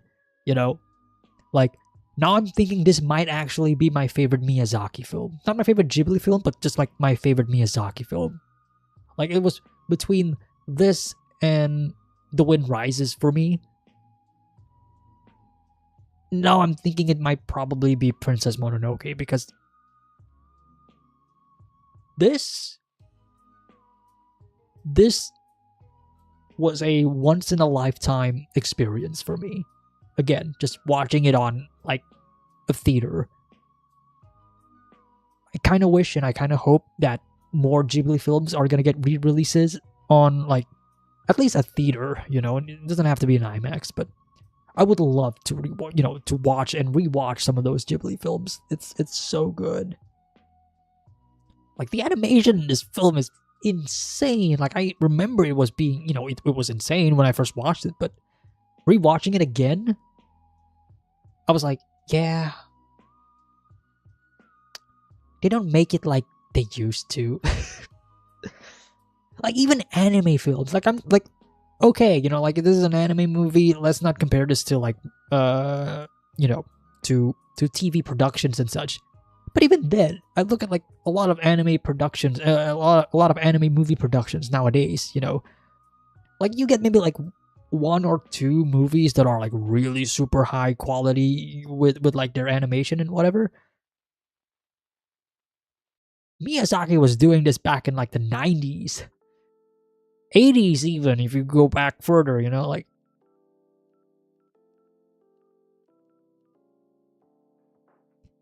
the industry has not changed.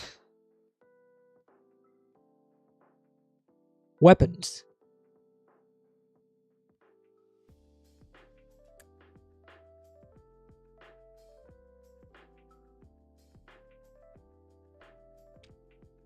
It's a pretty good movie. I love this movie. This was pretty good. It does this different perspective structure every few minutes, and I really enjoyed that approach in this movie. Just seeing like one character trying to solve a case, and then you see another character's POV, and then you see another character's POV, and then the mystery kind of builds up and the puzzle starts to fully show itself, like the full puzzle and whatever. Like it was definitely like my kind of film. When I was watching this in theaters, I was like, oh yeah, okay. Like I was engaged. I was trying to solve the mystery with the characters. That is until, of course, the movie pretty much tells you what the mystery is, and at that point, we kind of change genres. But still a good movie. I really enjoyed this. One of the better horror movies that I saw this year. Actually, one of the only horror movies that I watched this year. I didn't watch a lot of horror movies. But yeah, pretty good film. I enjoyed this.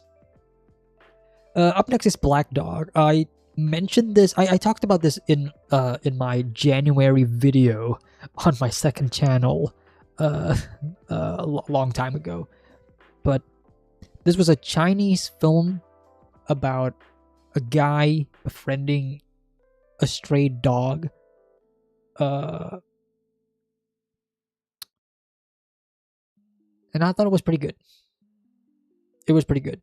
I talked more about this in like my video on my second channel. Just check that out.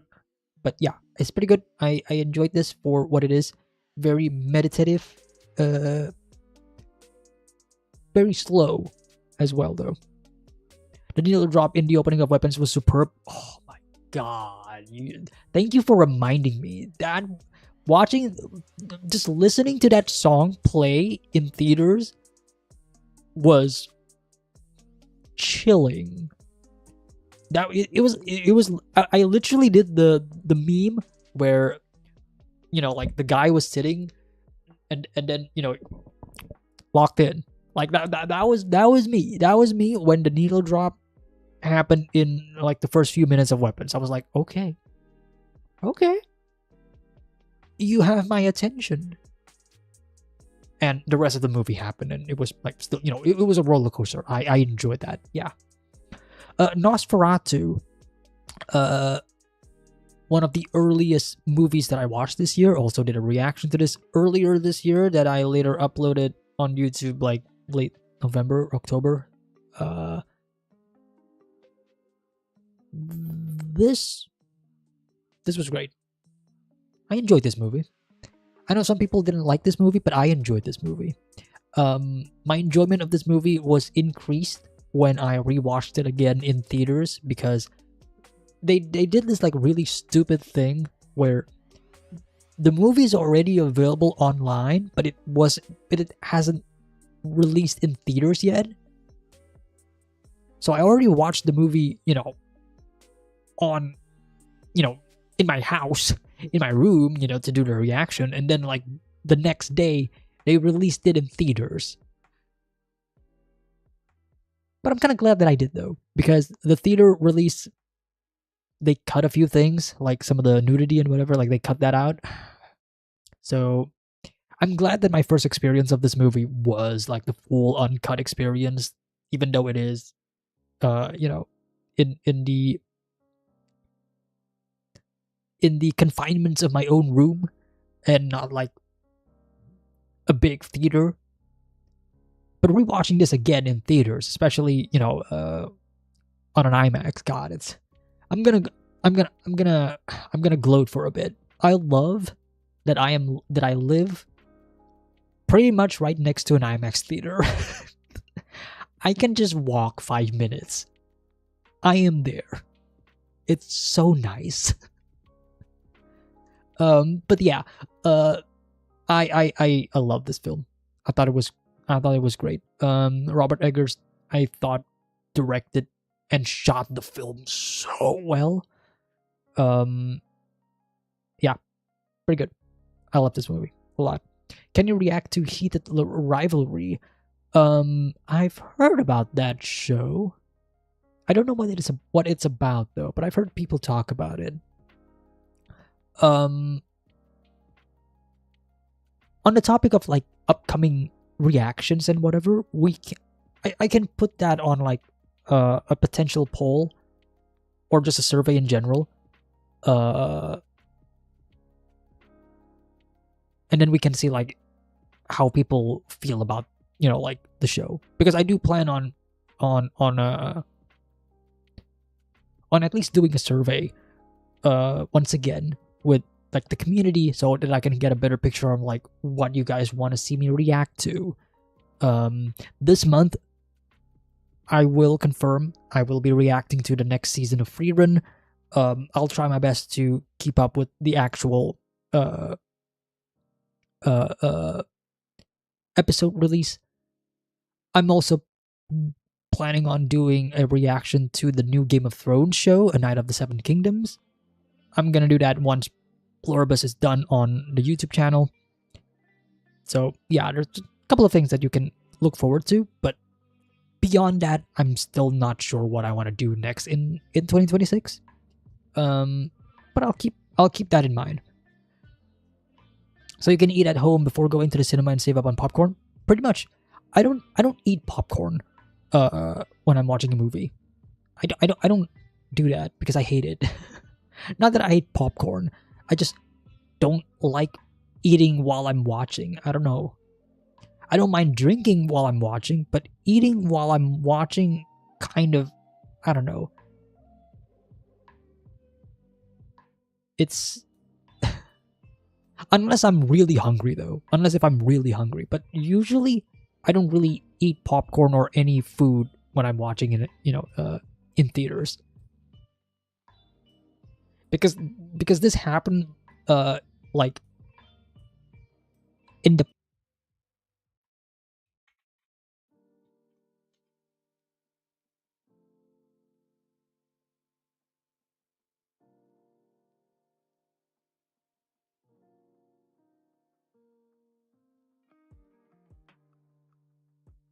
chat. Are we back? Did we F? Was that another F?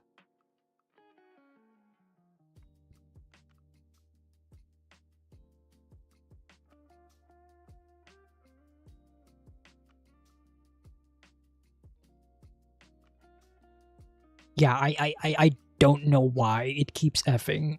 It's I don't know. It's not my internet, that's for sure. Because my internet's fine. I still don't know what is causing that. I gotta look that up eventually once this stream ends. Okay, where were we? Talking about movies and theaters. I watched the first season of My Adventures with Superman. Only the first season though. I haven't continued the second season yet, but I don't know. After watching the Superman movie, I'm like, I want to watch more Superman. And I decided to watch the new animated show with with the Lois Lane that a lot of people kept posting when the show was airing at the time. I remember that.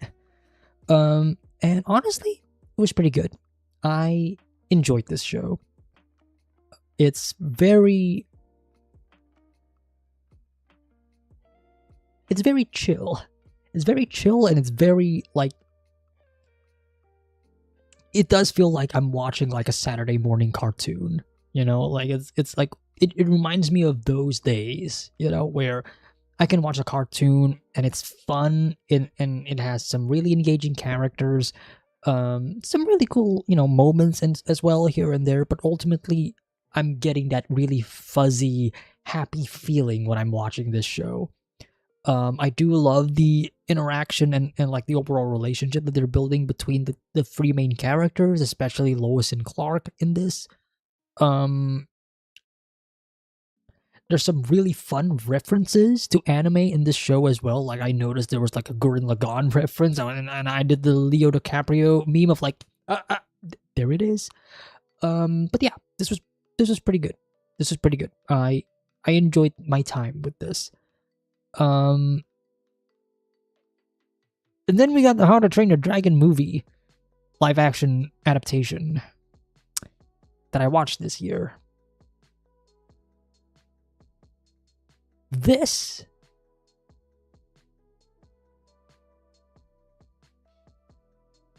I don't know how to feel about this. Because the original animated movie is one of my favorite movies. It is a very solid film. And the start of a really fantastic trilogy. Okay? the live action remake is pretty much the same thing. It's the same movie, it's the same plot, it's the same lines of dialogue, just live action. So on one hand, of course I'm gonna like the story because it is a story that I like. But on the other hand, it does beg the question, why? Why are we doing this? Why are we remaking this? And we're doing it the exact same. I know people are gonna say, well, when live action remakes are doing it differently, then people complain that it's not faithful to the adaptation. And if you're making it like faithful to the adaptation, then you complain as well. It is a lose-lose situation. Stop making these. If you want to make a live action adaptation, make it make it worth our time, Don't make it like exactly the same. Make it different, please. Like there's it's not even like creatively it's not even creatively unique or different. Like it's literally the same thing. The movie, the animated movie is shot for shot remade into live action. Why does this exist? Why did it make millions in the box office? I don't understand. It is life-threatening. Because it made me so confused. Like why is this a thing? Maybe more confused than Disney live-action movies, because at the very least, those movies, they try to make things different. Not to the, doesn't work out. But at least they're trying something new. It's just like the same thing. Worst of all, it's just like shot for shot. Why? Why even make this? I don't get it. With that being said, I am very much excited for the live action adaptation of Look Back. I know I talked about like live action adaptations and whatever being like, why are we doing this and whatever. Look Back is different. The Look Back live action movie is being directed by Academy Award nominated Koreeda. Dare I say, it's probably gonna be better than the animated movie. Dare I say. But time will tell. Alright, up next, we got A Real Pain. This was a 2024 movie that I watched last year. I talked about this in my January video again in my second channel, I believe. But this was great. I enjoyed this movie a lot. The title of the movie is very true. I felt a lot of pain watching this movie, and in a good way. It's the kind of pain that made me cry in like a really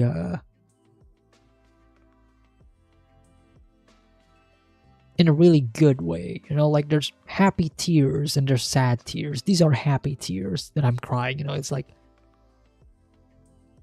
but there's also like this like sadness at the same time, but it's also very endearing. Like I love these two characters that I watched going through this adventure, and it's just, yeah, it's a really good movie. I really recommend people to watch this movie if they have the time, if they haven't seen it already. It's a great movie. I love this. Moving on. I played Mafia, the remake of the original that came out like in the early 2000s. Now I have played Mafia 2, and I did play Mafia 1 back in the day, but I haven't played like the remake. So this is my first time playing the remake, and honestly,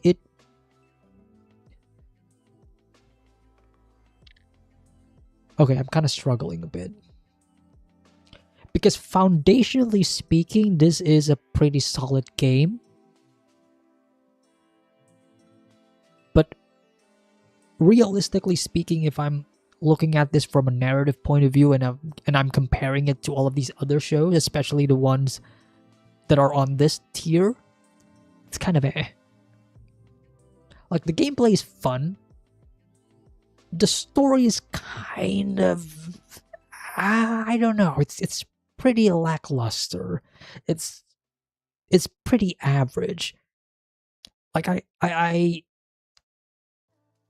look at, like, like mobster movies, classics, like The Godfather and whatever. Okay, maybe The Godfather's like a bit too high of a, of a ceiling, but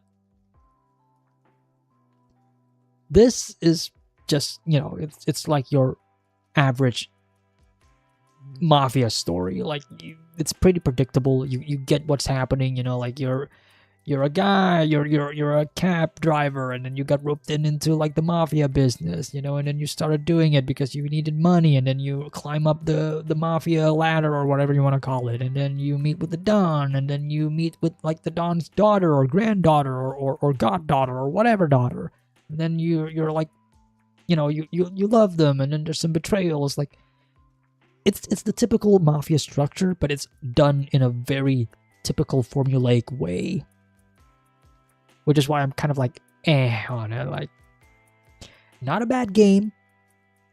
I just think the story isn't really that great for me, at least for my taste. The Brutalist.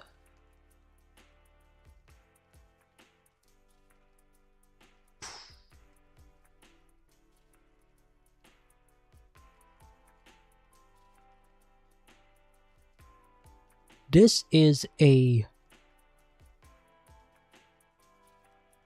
hard movie. This is a hard movie because it is long and it is also brutal at the same time. Aptly named as well. I'm hovering between great and pretty good. Because I do feel like there are parts of the film that is great, and there are parts of the film where I felt like it was just pretty good.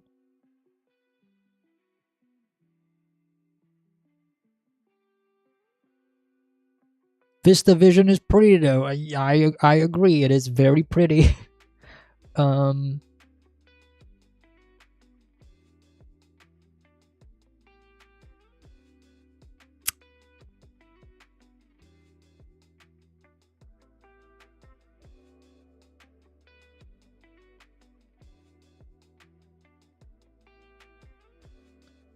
I think it's great.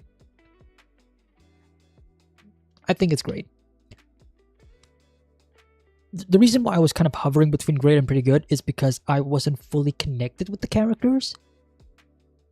Like, I love the characters. I think they are well written. But it's just that, emotionally speaking, it was hard for me to connect with them. But I do, again, like, I do understand, like, these are well written characters.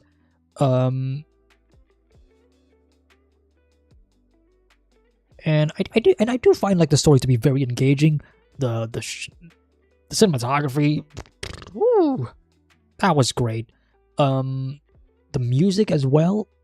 The opening sequence where they were coming out of the boat and arriving in America for the first time, and then you see like the upside down Statue of Liberty, and then the music just goes da da da da.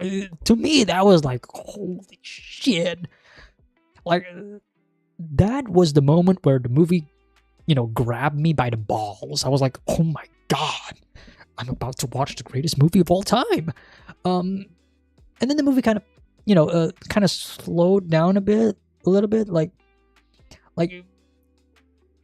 it's still great. It was more so like the opening was like such a 10 out of 10, and then the rest of the film is more hovering more like an 8 and a 9 for me.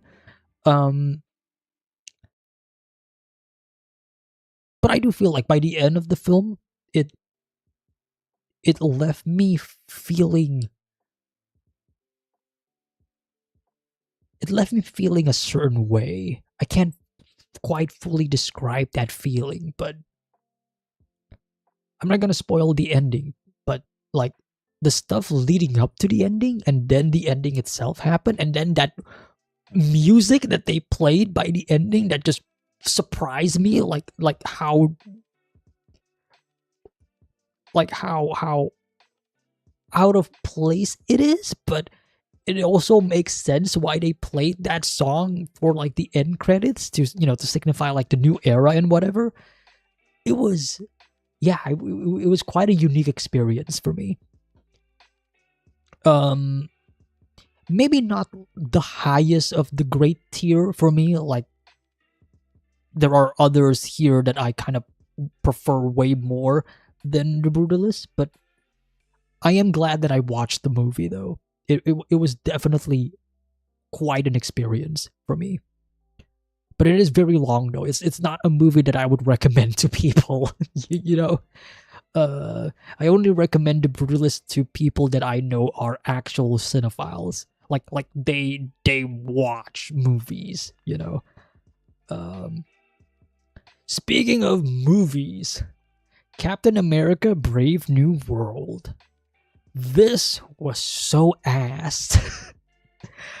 Oh my god, this movie was so ass. I watched this in theaters and I was contemplating leaving. I never left a theater, viewing at all. This was like one of those few times where I'm like, I don't have time for this. Why am I here? Maybe I was fooled by the trailer, like the trailer was like pretty well edited, and so I was like, okay, Marvel, let's see what you got. I came to a Captain America movie, and what I got was a Incredible Hulk sequel, and it was rough. The visual effects look kind of rough. The overall visual of the film is ugly. It is ugly. I'm sorry. The colors are just. It was just not meshing well. I was like, what am I watching? What is happening? This feels like a Frankenstein of a movie. Funnily enough, I didn't watch Frankenstein this year. I'll get to that eventually. But this feels like there's so many different versions of this film, and they cut it in a way and have all of these different versions together, and then they make a movie out of it. So I'm like, it feels like an amalgamation of different ideas being stitched together by one string of a very thin of a very thin plot line. We'll fix it in post the movie, pretty much. Like, look, I love Captain America: The Winter Soldier. That was a good movie for me. That was a good superhero movie, but that was also a good spy thriller at the same time. This wanted to be that, but doesn't know how to do it. And I feel so bad because this is like the first Captain America movie featuring like featuring why am I forgetting his name? Anthony Mackie, right, as the titular Captain America, right? Replacing Chris Evans, Steve Rogers, even though Steve Rogers will return in Avengers Doomsday for some reason because money. And this being the first movie featuring this Captain America and it not being good, it's not what I wanted. Like, I wanted it to be good. I want every movie to be good, but it's not it. Okay, up next is The Horse Girl anime. Not the game. Not the game. I didn't play the game. I watched season 2 of Uma Musume.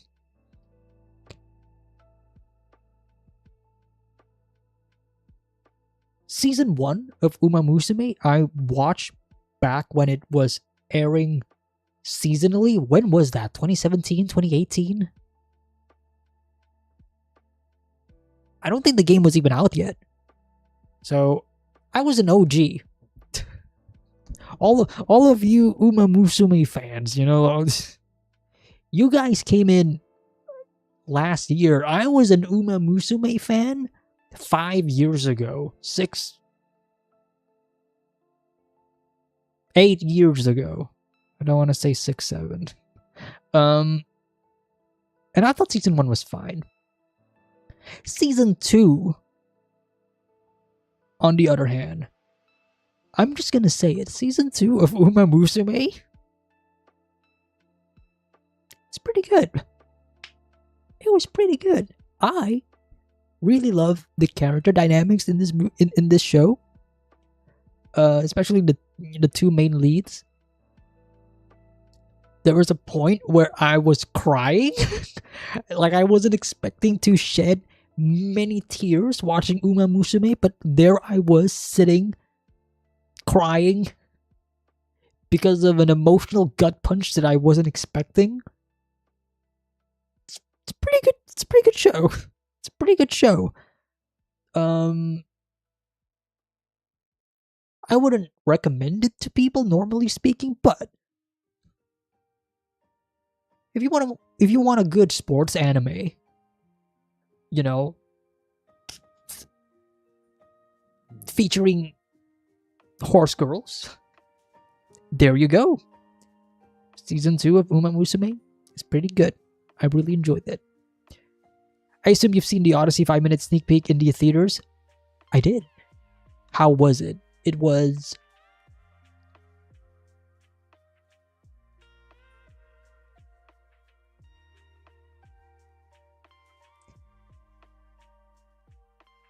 the first half of the 5-minute preview was overwhelming for me. Like, it was like a, holy shit, this is incredible. And then the second half of the sneak peek was underwhelming for me. Mostly because it's, again, like it's like a 5-minute preview of an obviously longer sequence that was cut into very quick shots in order to fit the 5-minute preview window. So it feels like I'm missing on a lot of things, and I don't think like the actual editing of like these 5 minutes was that good.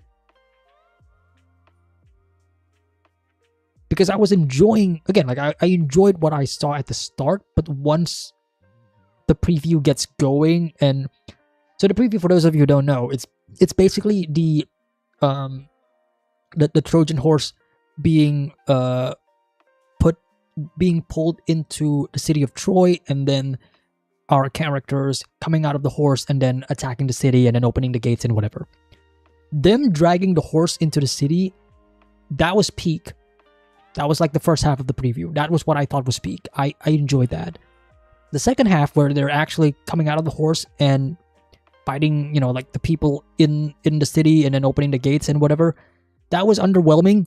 Because again, like I said, like they're only like showing bits and pieces of that.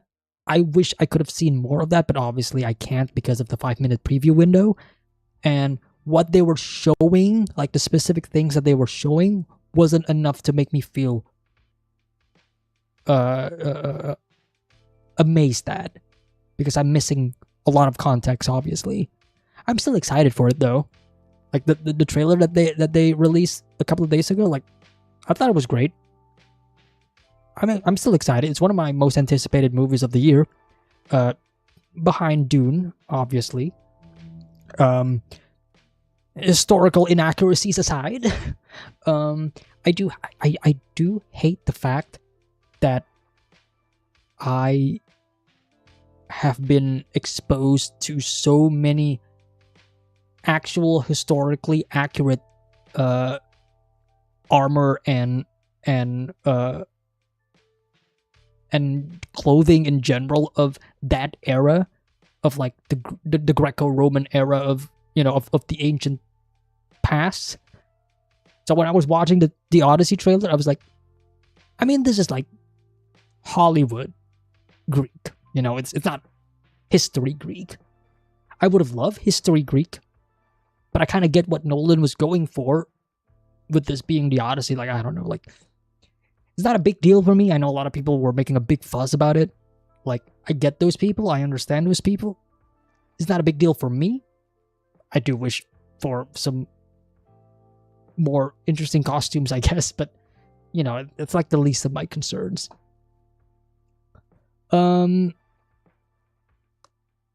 This is a weird one. Euro Trip. I watched this because my friend wanted to see me react to this, so we watched this together. This was like a comedy, couple of, you know, in like early 2000s, you know. Speaking of like the Odyssey, this also has Matt Damon, for some reason, but honestly, I thought it was kind of It was pretty It's like early 2000s crude humor. There's a lot of sex jokes, some incest jokes, actual incest, actually. But yeah, I mean, there's some parts that I kind of laughed at and that I thought was funny. There's also parts where I didn't really laugh at all. It was kind of like whatever. It was a product of a bygone era, I would say.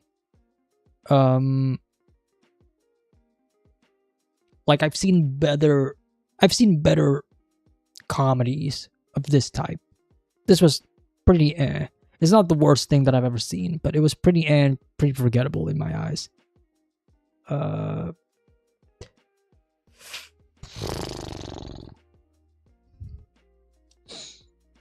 War of the Worlds.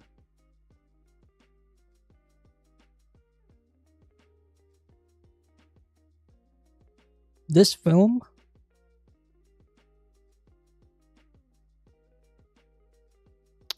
I thought was pretty good. I liked the comedy of it. It was a bold choice by the director, you know, to show the whole movie in this like specific angle.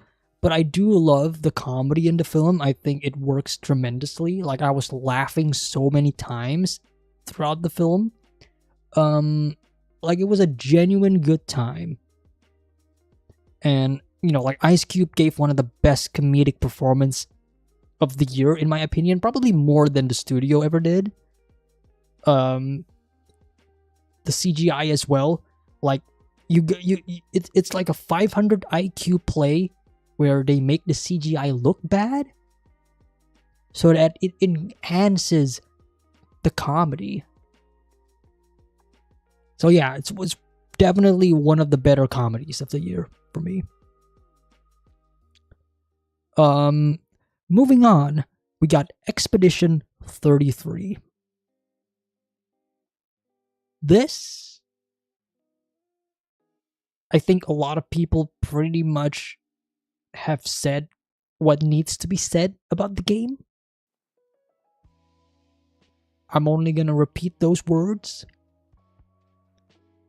It is one of the best games that I've played in a long while.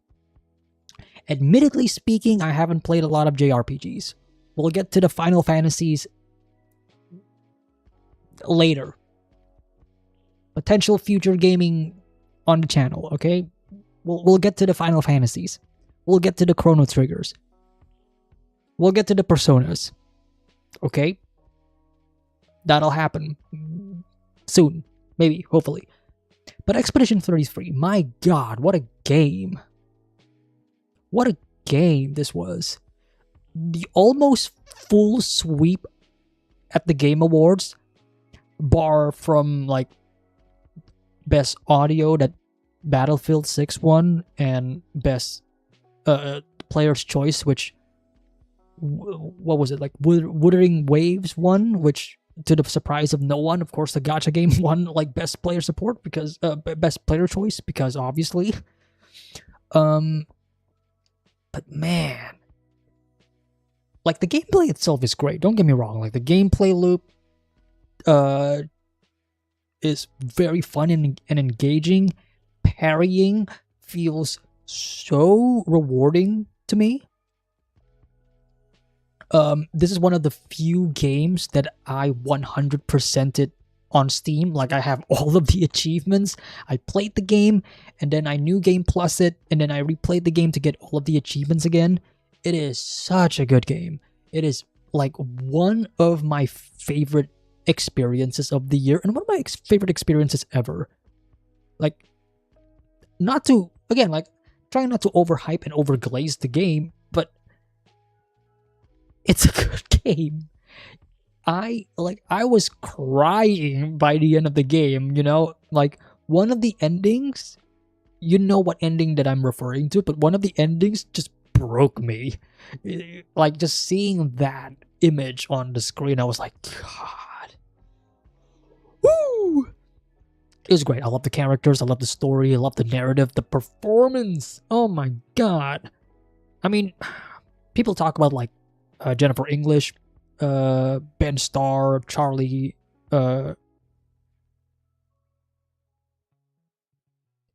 wait, why am I forgetting?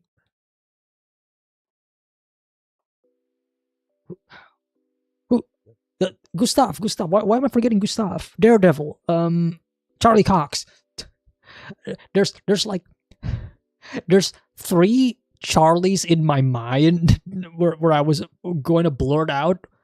One of them is Charlie Day, which obviously is wrong, and the other is Charlie Kirk for some reason. And I was like, wait a minute, that's not their names. Wait a minute, wait, which Charlie is this? Charlie Cox is also like great and whatever. But really though, Andy Serkis, what a performance that man gave in this game. I feel like not a lot of people talk about his performance as Renoir. Just what a character. Sorry, Twitter told me I can't like this game because it created one newspaper texture with AI.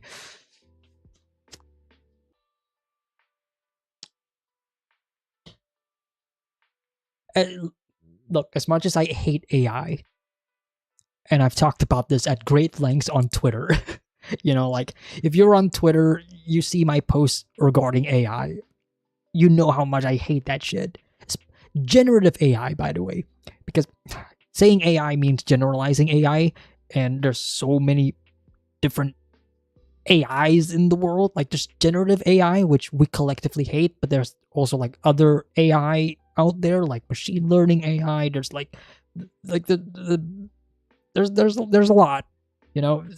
I hate to generalize things, especially in a time where AI is pretty much making RAM prices go crazy high, and we all hate that. But especially after the whole fiasco with Larian Studios, the creators of Baldur's Gate 3 and Divinity Original Sin, when the article came out that they are using some form of generative AI in their production for creating references that will later be used by artists to create actual concept art and whatever. Like, that whole fiasco happened, and it feels like Pandora's box just opened, because after that happened, I feel like pretty much every developer just came out and said, oh yeah, we use AI. I feel like at this point, we can hate the use of AI, but it is impossible to ignore the fact that a lot of productions in this world, in this industry, regardless if it is gaming or if it is in movies and TV shows, some form of AI is used. We don't know if it's generative AI, we don't know if it's machine learning. A form of AI is used in the production. Like, there's a survey that says like 70% of studios are using AI now, and we don't even know it, right? That's the thing. We don't know.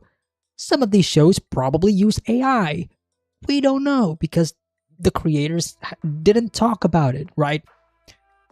I know The Brutalist used AI in like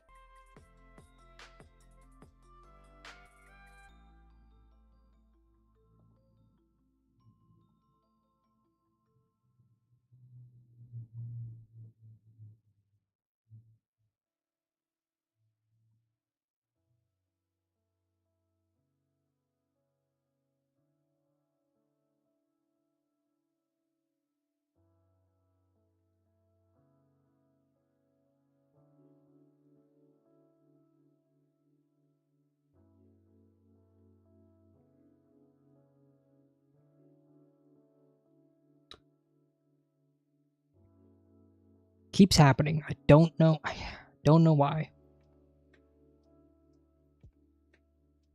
But okay, we're back.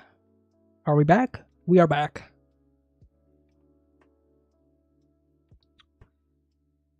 What was the last thing I talked about? We were talking about AI.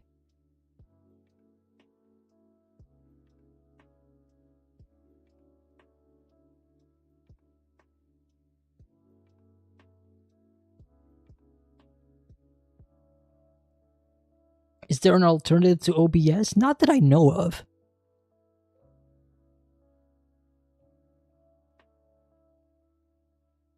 Like, the alternative to OBS is just another version of OBS.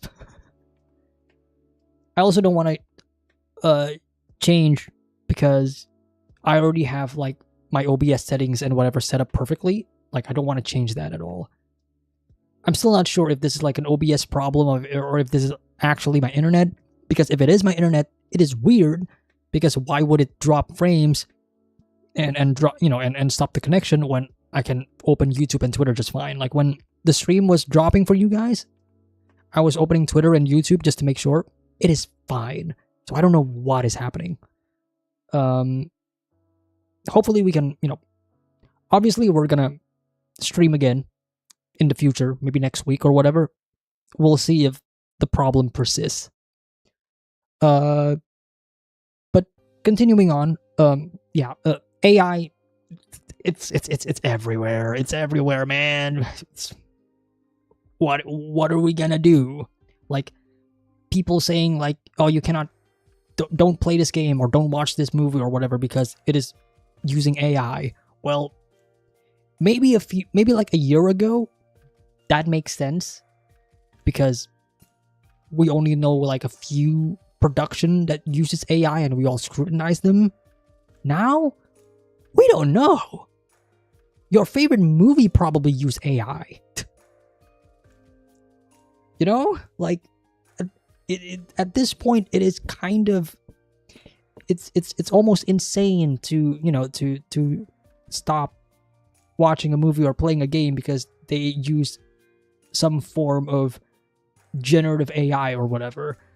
Even though I hate the fact, but it's also more and more normal in the industry that if we apply that stance to everything, well then we're not going to be watching any movies and games.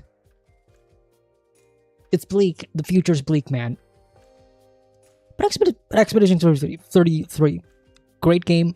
I love it. It's fantastic. Love the story. It's pretty much fantasy Nier Automata. And Nier Automata was basically an Evangelion. So, yeah, this was right up my alley. This is great. It's life-changing. One of my favorite games of all time now. It's great. It's a great game. It's a great game. F1.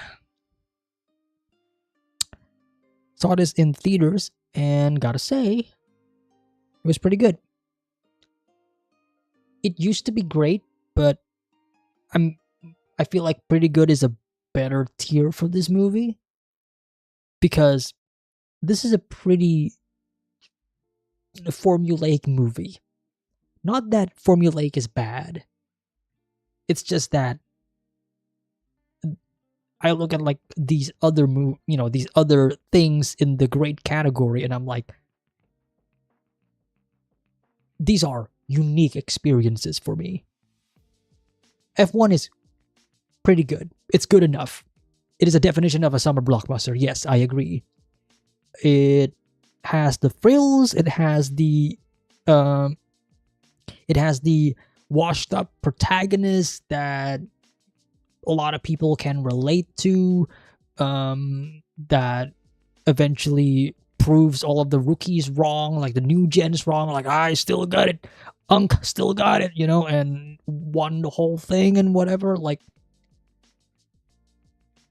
it is a summer blockbuster. The story isn't all that deeper, high, it's nothing to fully analyze about. I mean, you can if you want to, but this is a movie where I feel like I wouldn't mind eating popcorn while watching it. Like, it's pretty good. You know, it's not bad. I don't think it's great either, but it is pretty good. It's pretty good. It's a fun time in the theaters. This is a dad movie, basically. I say that because I watched this with my dad. Like, this is the most dad movie ever. Yeah, it's pretty good. I enjoyed this for what it is. The action is great though. I will say that the action and the cinematography for when they are actually like racing, that was good. Hearing the audio design and whatever, oh, that was like the best part. Story, pretty basic. All right, this is the movie that a lot of you probably waited for me to talk about.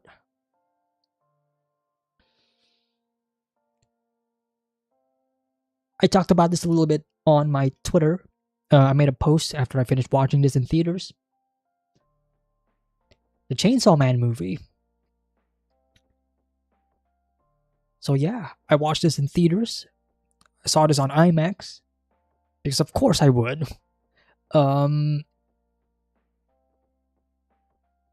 This movie was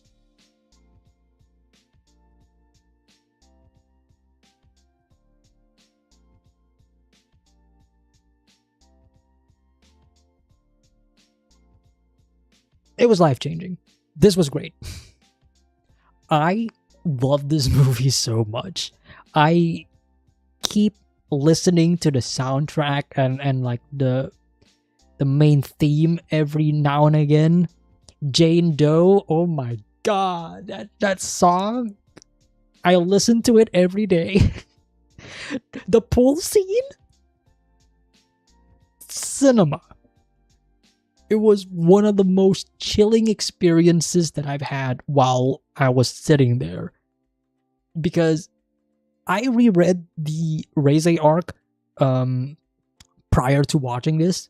So I, to refresh my mind on the manga and whatever. The pool scene, the manga version, it went by quick.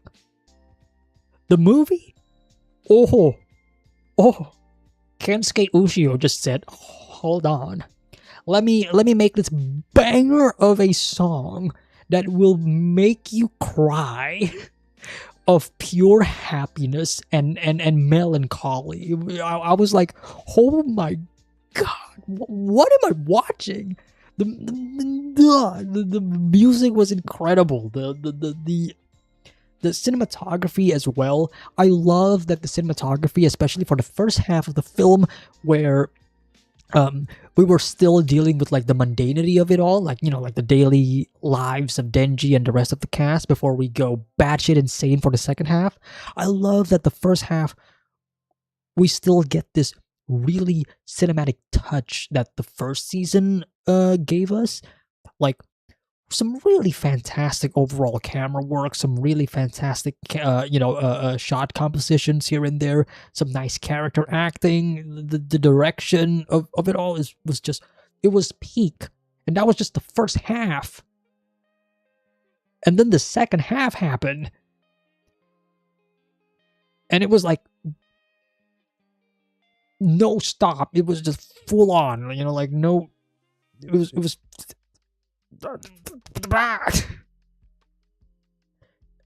my jaw was on the floor the entire time.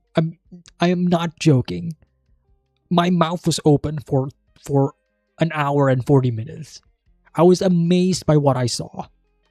It was incredible. It's like the first season of the Chainsaw Man anime, to me, elevated the manga a lot, because that was like my least favorite parts of the manga. I talked about this during like my Chainsaw Man reactions and whatever. Like, my favorite parts of the manga comes in the second half of the first part, right? That was when I felt like things really, got its stride. That's where the emotional anchors and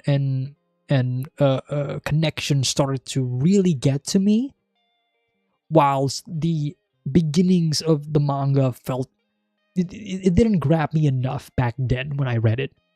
And so when I was watching the anime for the first time, season 1, as some of you may probably remember during my reactions, I was blown away. I was like, wow, they are showing me a version of the Chainsaw Man manga that I wasn't familiar with. Because this was not the story that I remember. This is something else. They're giving me a new experience. And that is exactly what I wanted from an adaptation, right? You read one thing from one medium, and that is a separate experience. You're gonna adapt that to a different medium. That adaptation has to be a different experience. You don't want it to be the same experience again. And that is kind of what I got with the season 1 adaptation of Chainsaw Man. Whether people agree or disagree with like the overall direction and whether or not it's a good direction or not, that's like debatable, subjective, whatever. For me, I love it. This is doing the same thing for the Reze arc. Way more than I thought it would. It was incredible. I don't know what else to say. Like, the animation is great. It was beautiful to look at. Beautifully choreographed. I'm kind of worried for the next Chainsaw Man adaptation because this set the bar really high. I don't know how they're gonna do the International Assassins arc. We didn't even get a confirmation on whether that is gonna be another movie or if that's gonna be like a TV season. Either way, they set the bar really high. It's gonna be really hard. It's gonna be really hard to continue from this. They're wishing them all the best. But yeah, this was great. It's one of my favorite movies of the year. When the candy apple was stepped, oh my god. There's so many really, really good transitions in the movie as well. Like, just the cuts between one and the other. It was great. It was great. It was great. Just like what Makima said at the start of the movie, like, there's that one movie that is life-changing, that hits different, It's one of those, man. It's one of those. I was like, yeah, this is great. I'm so glad that I got to watch this in theaters, because I don't feel like I feel like I'm not gonna get that same level of appreciation if I'm just watching it on my, at home. Obviously, if I watch it at home, I can give you guys like a reaction to this, but I hope you guys understand this, like, the movie-going experience of Chainsaw Man is something that cannot be replicated. I am so happy and I'm so glad that I got to watch this in theaters. Okay, up next. Warfare. I thought this was pretty good. This was a movie directed by Alex Garland about a group of soldiers in, I don't remember, in the Middle East.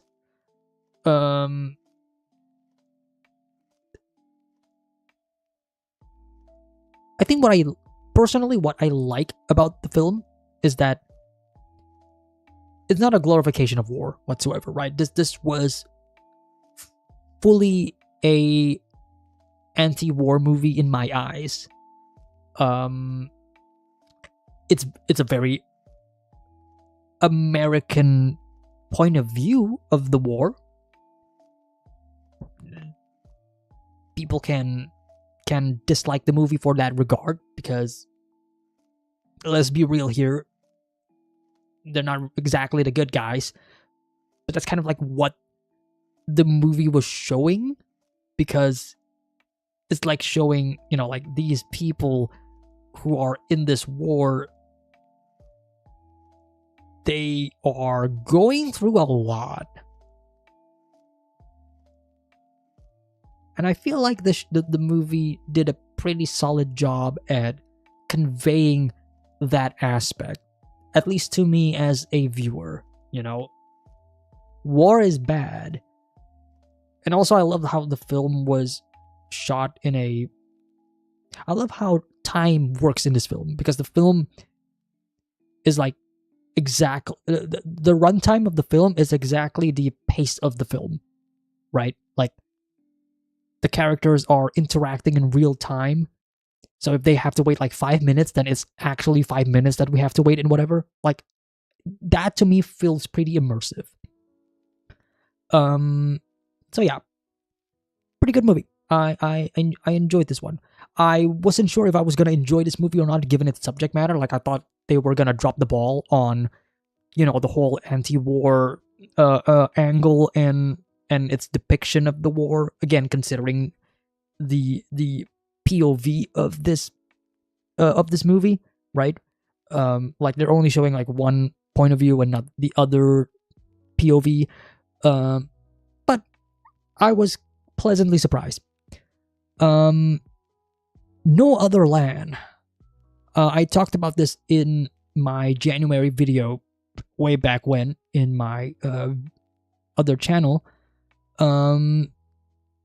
This was great.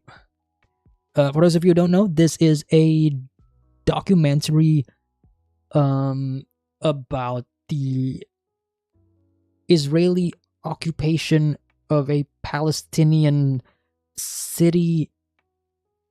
I'm forgetting the actual city's name, like Masafar Yatta or something along those lines. But this was before Israel's actual this was before October 7. And it came out at a time where I find it to be very it came out at the right time. This movie came out at the right time during all of this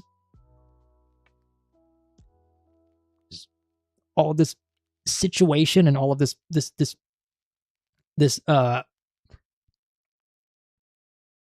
political conflict in that area, and especially internally in various nations and in various different groups of people that are talking about it.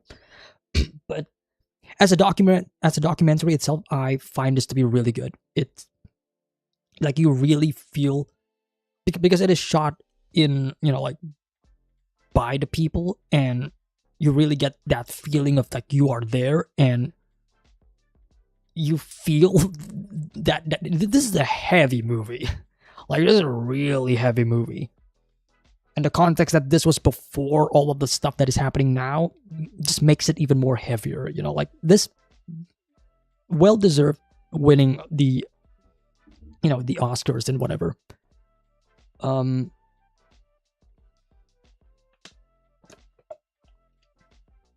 And I hope a lot of people can watch this. This is a really good movie. Mission Impossible: The Final Reckoning.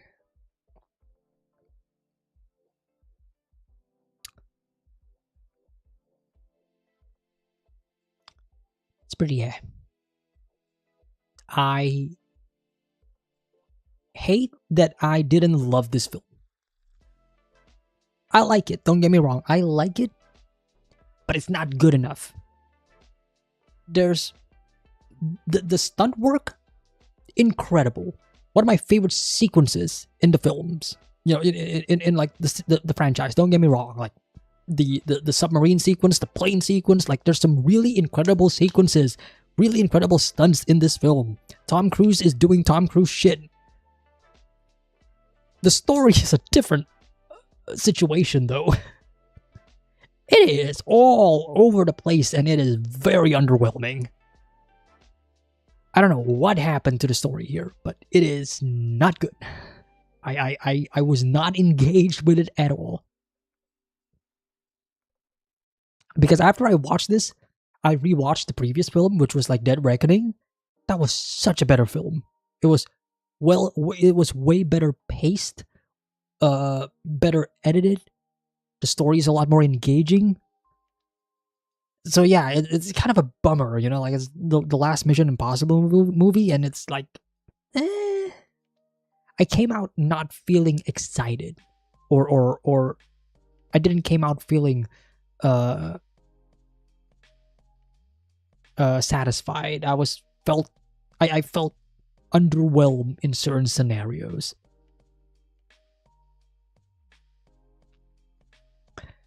All We Imagine as Light. I talked about this in my January video. I also I wish that I liked this film as much as some people do. This was the same situation as The Beast for me, where I feel like under different circumstances, I probably would have liked this film more, but maybe I was just watching this at a time where I didn't really want a slow paced movie. You know, because some of these other stuff, you know, like they're pretty slow paced, you know, in some regards, but I don't know. I kind of wish I liked this film more. It's shot beautifully though. I will give you that. Elio is up next. This is the Pixar movie. This that came out last year. I don't think anybody watched this film, nor do I think anybody remembered that this existed. I'm gonna say it. I thought it was pretty good. This movie kind of surprised me. It was pretty good. It's not like the best Pixar movie ever, but it was okay. It was okay.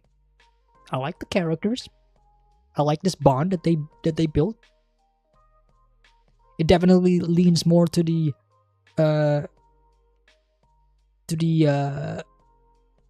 aim for children side of things, as opposed to the more mature stuff that Pixar is used to be known for. But I thought it was pretty good. It's kind of harmless, you know. Like I came out of this film surprised. Baby Girl.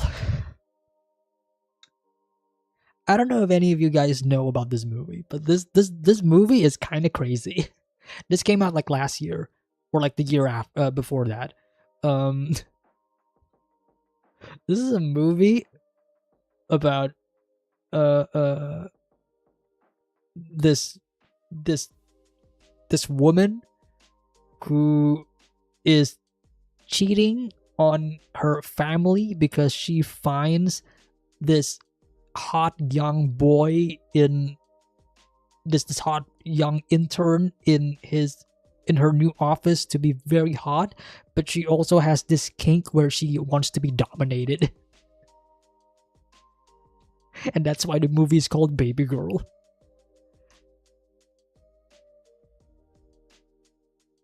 There is a scene in this film where she is literally being told to eat from a from a dog, like she's being treated as a dog. Like there's like dog food or whatever, or milk or something along those lines, and she was being told to like eat it, you know, like lick it, you know, and she's like doing it. I think there was barking as well. I can't remember, man. This is like if I'm watching Denji, but Denji's a girl and Makima's a boy, but the roles are... This is basically Denji and Makima, but the roles are reversed. Imagine if Makima is the one who is barking over Denji. That's basically Baby Girl. It was one of the craziest films that I watched this year, just from the sheer fact that the narrative is so whack. And I thought it was pretty good. I had a good time with this. It's definitely on the yeah. Moving on. The Naked Gun. This I also thought was pretty good. I wasn't expecting this to be great, but it came out pretty good. I liked this a lot. I enjoyed the The Leslie Nielsen trilogy of the past. I remember fondly those movies a lot. And this movie pretty much have that same like kick in like the comedy aspect. It was very funny. I was dying in the theater. Like it was there were so many parts in this film where I was just like nonstop laughing to the point where my throat started to hurt because it was, like it was constant gag after gag. This was a surprise for me. I enjoyed this film a lot. And again, like it's one of those films where they release it today and I'm like, man, they don't really make these comedy movies anymore. It's a rarity. So I kind of like it for what it is. The Fantastic Four, which I thought was pretty good as well. I thought this was pretty good. Upon reflection, definitely not like the best thing that Marvel released this year, but I kind of enjoyed it for what it is. It's definitely the best Fantastic Four movie that we ever got, and the score was amazing. Michael Giacchino, come on, he's kind of goated. And the visuals as well.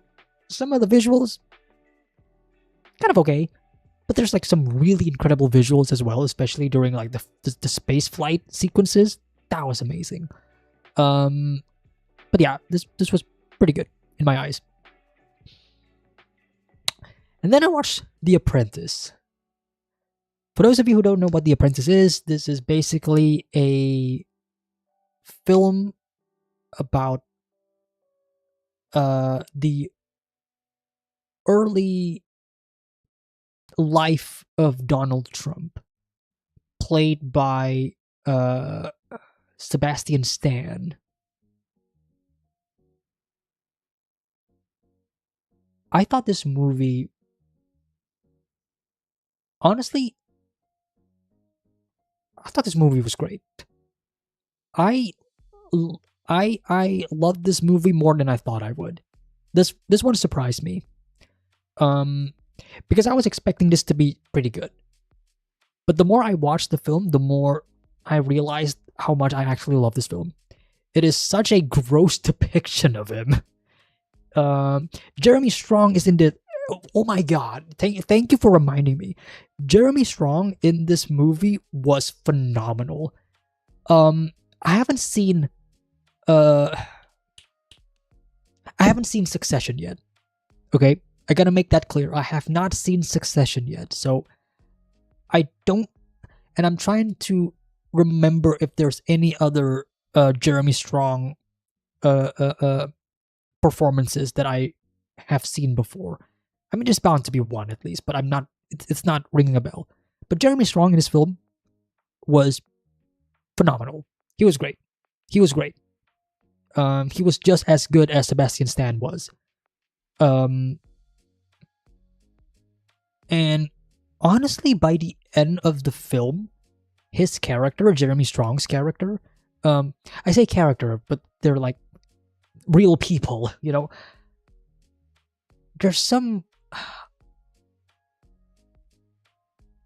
There's parts of me that felt sorry for him, but he's not a good guy. He's kind of evil. He is the evil that created the other evil. But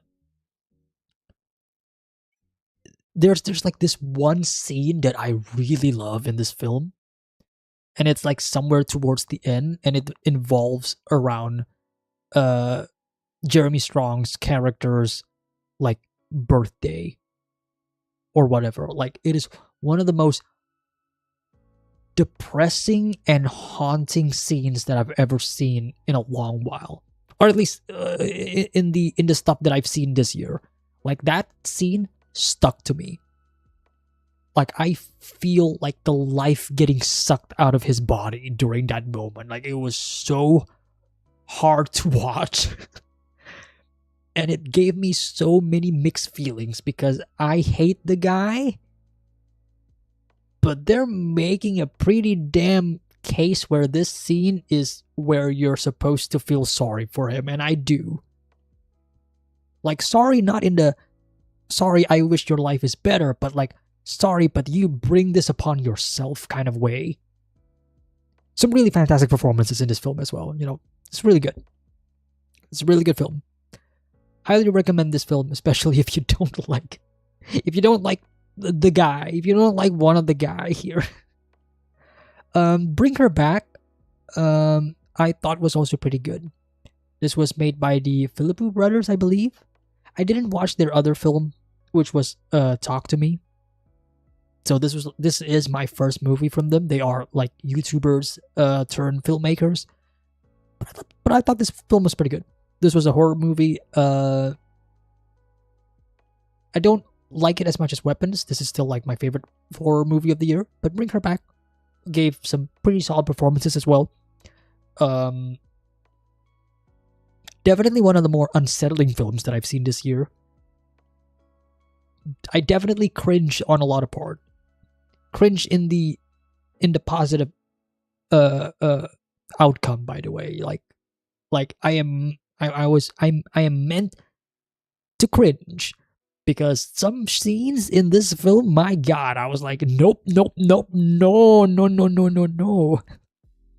I saw this in theaters, and all the other audiences, I still remember this. Like some of the other audience members, they were all like gasping and they were all like, no, like those kind of reactions. Like the like you hear that. That was this movie.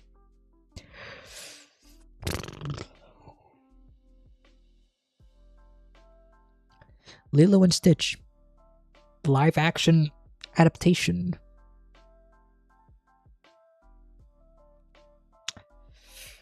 This was hard to watch. Why did I watch this? Lilo and Stitch is like one of my favorite animated films growing up.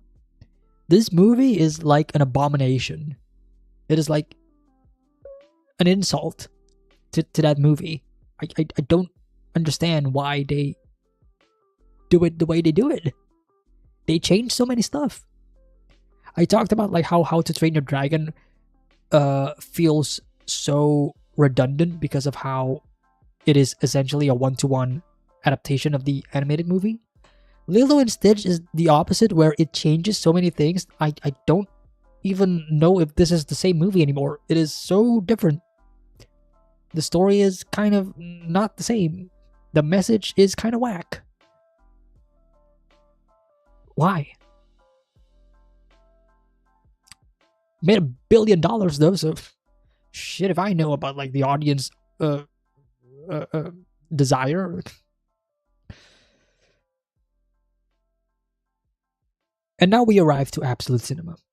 One battle after another. One of my favorite films of the year. Maybe my favorite film of the year. I don't know. I'm still debating. We talked about like Vista Vision in The Brutalist. One battle after another, I think, is one of the most beautiful films I've seen this year. It is so beautiful.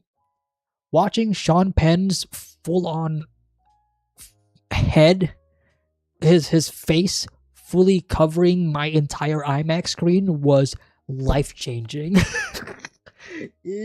I don't know why PTA wanted to make that shot, but it made me feel certain things. Not in a good way, but certain things. And it made the movie so much better. I love this film a lot. DiCaprio was good as expected. Benicio del Toro was good as expected. Sean Penn was phenomenal in this film. But really, the main star, the main actress, whose name,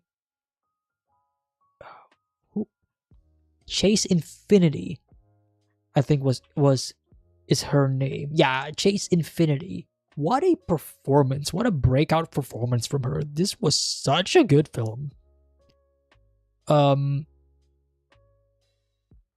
filled with so many incredible moments. Love the story. The music just non-stop, just keeps going. Just and it helps with the pacing. It helps with the pacing as well because this is like a 3-hour film. But it breezed by pretty quickly. It was so quick. The themes I really enjoyed, the messaging and the overall like the overall uh experience of the film is not just timely in this current political day and age, um but I also think is timeless at the same time. Like this was based on a book that came out like a couple of decades ago, so that is pretty much proof. Like this is one of those films that I think will people look back fondly of and say, yeah, that's a timeless classic. Like I love this. This is one of my favorite films of the year. This is great. It is life changing. Oh my god, that road sequence, that chase sequence. If you know, you know. If you've seen the movie, you know what I'm talking about. But when they were chasing on that road, and they keep showing like, the road. It was transportive. For me, at least. Giving a lot of puns now that I think about it. Transportive. On the road. Whatever. Yeah. It's a great movie. I really enjoyed this. Fantastic. One of my favorites of the year. It will probably win Best Picture. I am predicting this right now. This movie, it's going to win Best Picture. Up next is Zootopia 2. I watched this twice. I saw this on my own, and then my family wanted to watch it, and they invited me, so I watched it again. My first time watching this film, I thought it was kind of There was like some good parts. There were some parts that I wasn't sure that I liked. Upon a rewatch, I thought it was pretty good. Ultimately, I enjoyed what they did with the movie, especially with the two characters, with Judy and Nick. Gonna feel a lot of interesting fan discussions on their relationship between a fox and a rabbit. Nothing that we have never seen before. But yeah, I thought this was a pretty good movie. It was better than I thought. It's definitely one of the better Disney sequels. It's not great. It's not. I don't think I prefer it over the first film, but I thought it was pretty good. Sirat. This is the most recent film that I watched because technically I watched this film like a couple of days ago. This was my first movie of 2026, but this is a 2025 film. Sirat is great. This is a great movie. For those of you who don't know, this is a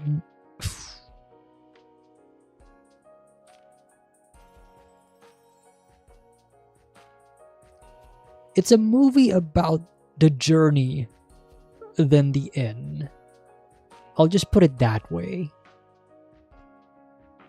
Because I came into this movie without knowing what the story is about, except for some people really recommend this film. I will say the first half, the first half was okay. It wasn't, like it didn't grab me that much, but I was kind of, like, I'm still in it, I'm still kind of somewhat engaged. Second half of this movie felt like a completely different film. It's like something happened halfway through. I won't spoil it, but something happened halfway through. It changes the tone completely, and then by the end of the film, I feel exhausted. Complimentary. This is an exhausting film. It is very hard, but by the end, I felt like I just witnessed something that I haven't seen in a long while. This is a pretty good movie. It's very hard to get this movie now because I don't think it's available online. It's still not out yet. So, uh, if this does eventually hit streaming and whatever, please do check it out because I do think that this is a pretty good movie and I think people should check it out. Ne Zha 2, the currently the highest grossing film of 2025.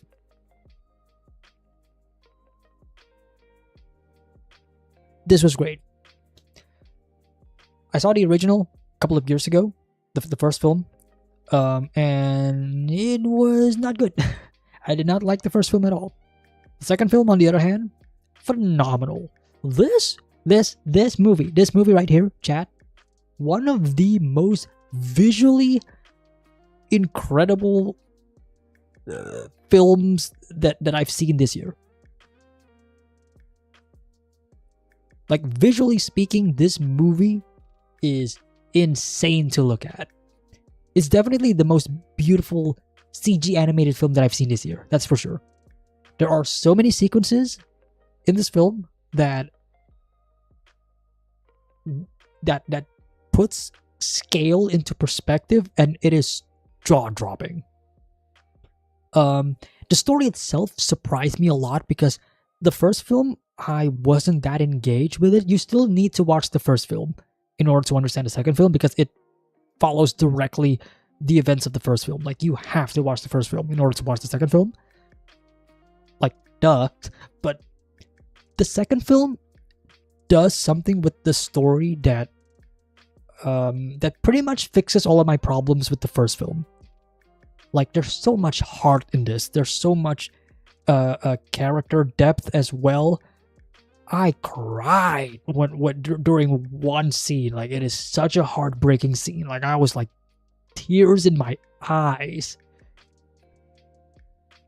Great film.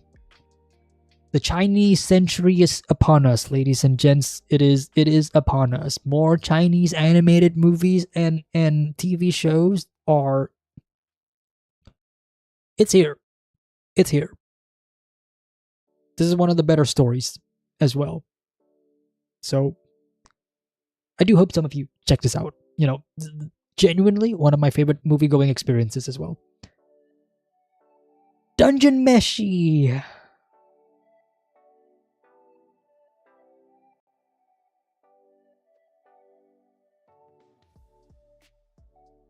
I'm like 3 episodes away from finishing the show.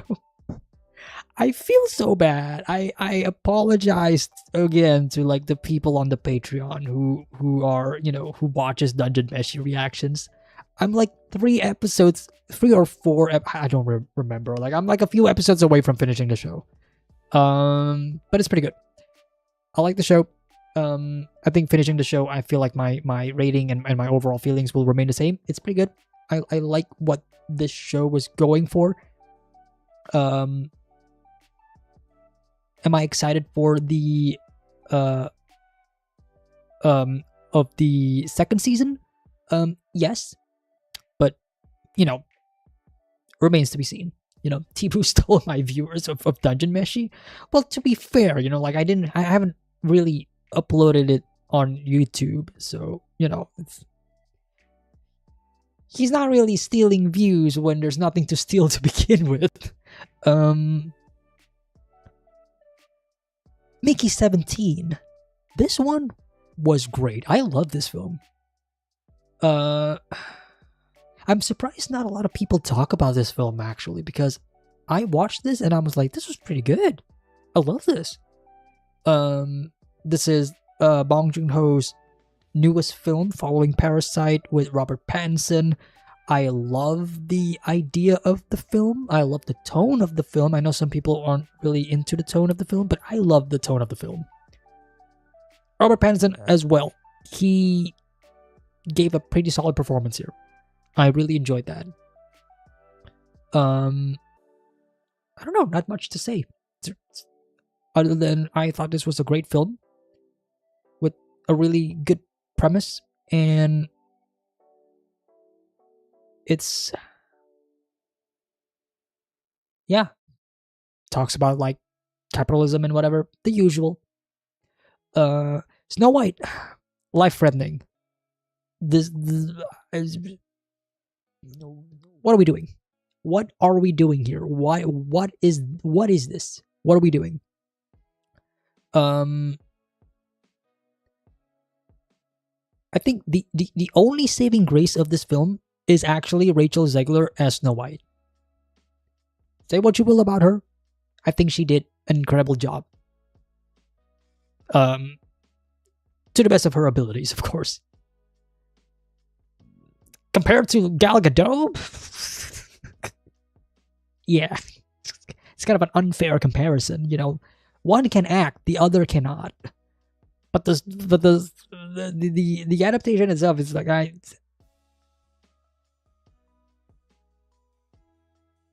it's so ass. it is so ass. Can't believe I watched this.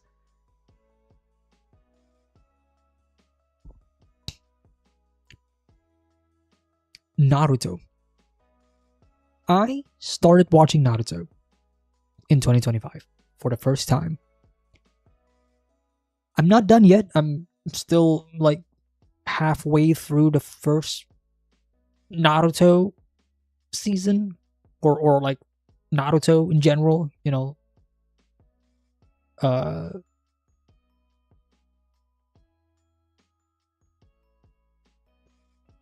Currently speaking, judging just from the anime itself,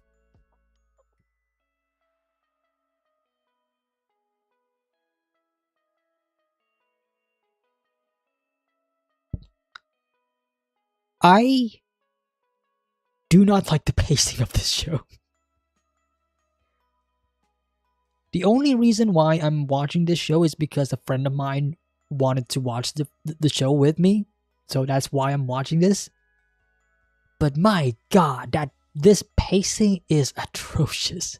I don't know how people get through this. This is like, this is almost life-threatening levels of pacing to me. And it kind of sucks because, like, I kind of like the characters. Like, I like what they're going with Naruto and Sasuke. Best yaoi ship, obviously. Like, you gotta, come on. We are all in agreement, right? Like, Naruto and Sasuke, like, they love each other. And Sakura herself, she's getting there. It's not, you know, it's like she has some really good moments, but there's also some parts where I feel like the author is just shitting on her character for some reason. I don't know. It's gotten to a point where I feel like I'm gonna get a better experience just reading the manga instead. I don't know how much of a better experience that's gonna give me, but the anime is not doing it for me. That's all I'll say. You know, at least for Naruto, original Naruto, not Shippuden. That's what I've heard. You know, like people keep telling me that, you know, like Shippuden's better and whatever, and like the later half of Naruto is also supposedly gonna get better. Right now, what I'm watching, I do get the intrigue. I do like the characters that I'm seeing. And in some parts I am engaged with the story and what they're trying to tell. Like, I think the lore and the overall world I'm very curious and interested in. But the presentation of it, the pacing, like I mentioned, it is so hard. 20 minutes of a Naruto episode feels longer than The Brutalist. I'm not joking. The Brutalist is like a 3-hour-long film. And it felt shorter than a single Naruto episode that is only 20 minutes. Like, time dilutes when you're watching Naruto. It is so baffling to me. Like, there's like a stretch of episodes where Naruto and like the gang are just running through a forest for like 5 episodes, and they're like still running to reach this point, and I'm like, when does it end? Why are they still here? You know, like, why are they still here? Maybe you should check the filler episodes. That's the thing. I'm not watching the filler episodes. I skip all of the filler episodes. I'm purely watching the Naruto anime that is non-filler. I'm watching all of the canon. No, I am specifically talking about actual Naruto canonical episodes that are not filler episodes. They feel atrociously long. Ah. That's why I'm feeling like this is maybe an anime thing, which is why I'm kind of leaning more towards maybe just reading the manga to get potentially a better experience. But I don't know, because I do like the characters and I do like some of the story that they are presenting here thus far, but pacing is terrible. Ballerina, a John Wick movie story or whatever it's called. This one is kind of I don't know. I don't think it's a bad movie, but I don't think it's like good either. I don't know. It sits on this like, it's not bad. It's not as good as John Wick. I love Ana de Armas as the main lead in this movie because this is like a spin-off to John Wick, but I don't know. Like it doesn't have that oomph that John Wick has. I don't know. Like it's not bad. Like it's like somewhere between pretty good and to me, but I'm leaning more towards because by the time the movie's over, that's kind of how I felt. It was like, yeah, it's like another. It does feel like a John Wick clone, which is kind of, it's kind of weird to say because this is technically a John Wick spin-off, but it felt like it's trying to be John Wick. I don't know. I don't know. I don't know why this movie exists. That's all I'll say. Fire and Ash, the Avatar movie. I'm gonna say it.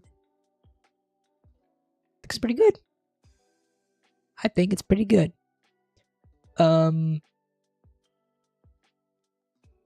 Borderline great, but pretty good.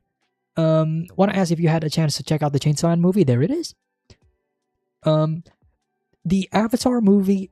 Okay, look, this film is pretty much the same film as the previous film, which was the same as the previous film. This is the same formula. But having said that, I think this is my favorite of that formula. Because they did things in this film that I find very interesting, especially for some of the characters.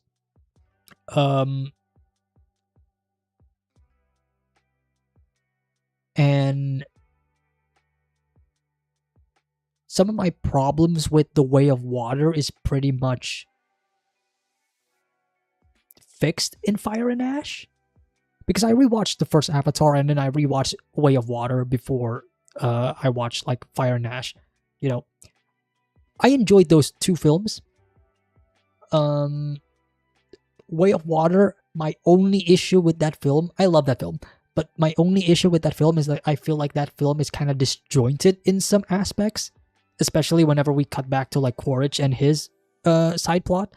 Like I love what they're doing with Quaritch as a character, but the constant back and forth between like POVs and the different storylines being kind of mushed together in The Way of Water, I felt was a bit jarring for me, and it made the film feel that 3-hour length.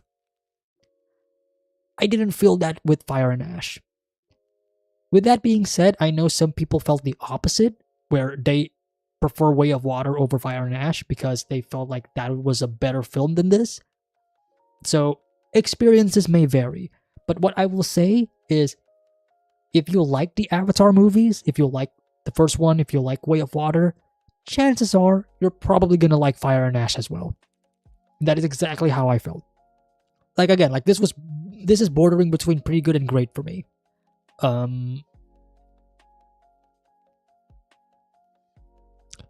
it does retrace a lot of the stories from like the last two movies. Though I will say that, you know, it does feel like the same movie again, but added spice. Think of it this way: the Avatar movies is like when a chef is giving you the same meal again and again and again, but each time they gave you the meal, they add a new ingredient.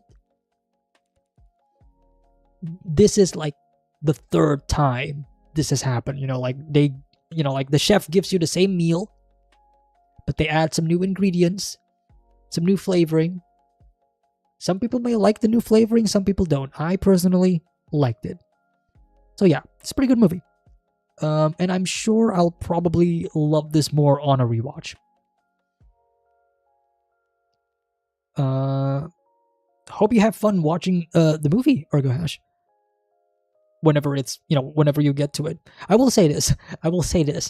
This movie, I watched this on IMAX, but they only show it like the 3D IMAX version here. I don't know if there's like a normal 2D version that is an IMAX. But this movie in 3D was quite an experience. I don't know how to feel, because that's how I felt when Way of Water was also released. Like I watched that in 3D as well. Like I always need to, it takes time to adjust to the 3D element, to the 3D aspect of it. And with Fire and Ash, the film is shot in like high frame rate. So it's like 48 frames instead of like the usual 24. So it's like I'm watching a video game cutscene. But whenever they cut back to normal 24 FPS, it felt like the frame rate dropped exponentially. Like it was messing with my mind. Because technically speaking, I'm watching normal frame rate of a movie, but it feels like I'm watching 12 FPS because of how the movie is making me used to like the 48 frames. I don't know, it's like a weird experience. Like, James Cameron, please. Either you commit making the film entirely in 48 frames per second, or you commit making it in 24 frames per second. Don't mish and mash. You don't go from 60 frames to 30 frames when you're playing a game. Don't do that in movies as well. Please, make it a constant frame rate. I beg of you. They need DLSS or frame gen. Oh, man. Jurassic World. Dominion. No, not Dominion. No, this is like Rebirth. Dominion is like the previous film. Fuck.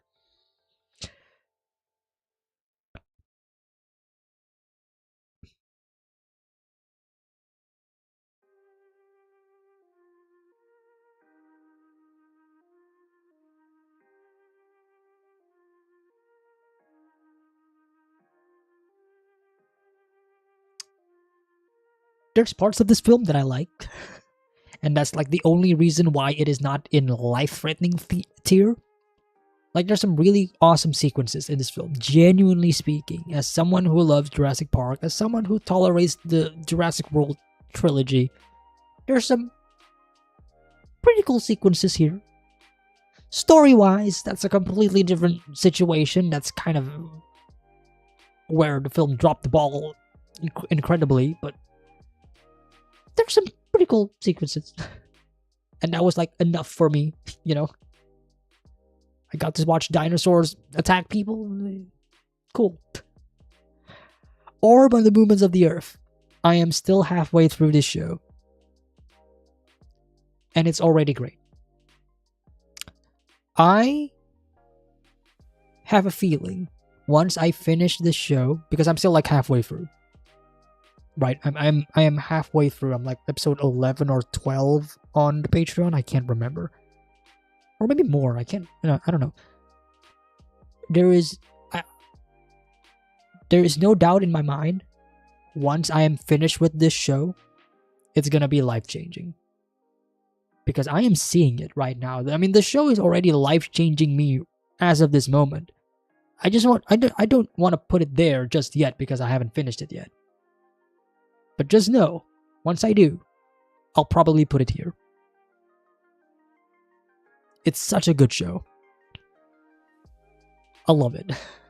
It's such a really down to earth, it's a really down to earth show. Excuse the pun. It's also this really incredible a look into stories that interconnect throughout various times, and I won't say much more. Just watch my reaction to this. Like, I talk more about individual episodes there. Like, you'll get my better, you'll get my better review and discussion of that. But it's a great show. I haven't finished it yet, but regardless, if you haven't seen it yet, please go watch Orb. It is an incredible show. That opening, the opening credits, oh, that song lives rent free in my mind. None of demo. Like every time that comes up, I was like, yep, banger. Thunderbolts. I thought it was pretty good. Probably my favorite Marvel movie of the year, and maybe my favorite superhero film of the year. I already talked about like my lukewarm feelings on Superman. Like, I like the movie, but it took a while for me to love the movie. Thunderbolts, when I first watched it, I was like, yeah, I like this. This was pretty good. Like, I was immediately affectionate to it. Nothing else to say. Just a good superhero film. Sinners.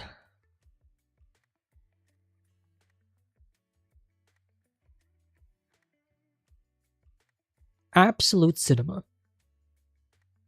This film, one of my favorite theater experiences. It is so good. It's incredible. The aspect ratio change when you're watching this in IMAX is so incredible. Like, there's so many times where the movie is, because the movie is shot in like this very ultra wide ratio. So when the screen slowly fills up with like it, into the IMAX frame, it was so good. I got chills every time. And the story itself is also like really good. I love Sinners so much. Some of my favorite performances are from this movie. Gave some really good memes as well. And that sequence, oh my god, that music sequence, if you know, you know. Generational. Literally speaking, generational sequence. It's such a good moment. That, and also like the end of the film, like when the credits started rolling and then we got like that mid-credit sequence. Oh, my heart. Like, I feel so much emotion from this. Like, this is such a good film. This was my favorite film of the year, because this was like one of the first films that that was released this year. Like, this was such a good watch. And I'm surprised that it's still, the fact that it is still up here. Yeah. It's great film. Great film. I watched Challengers as well this year. This was great. I already made a reaction to this. Go check that out if you want to hear my thoughts on it. Companion, I mentioned this during my January video on my second channel, and I thought it was pretty good. Blue Eye Samurai, I finished watching this year.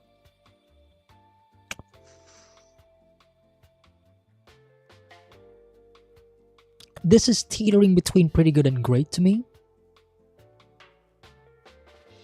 I'll put it in pretty good right now. But yeah. Really fantastic series. my reaction to this is currently on the Patreon.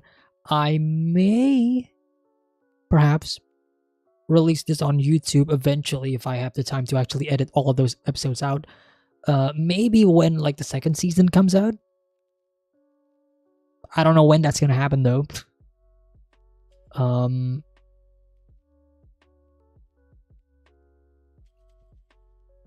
But yeah, really good stuff. Really good stuff. I really enjoyed this show.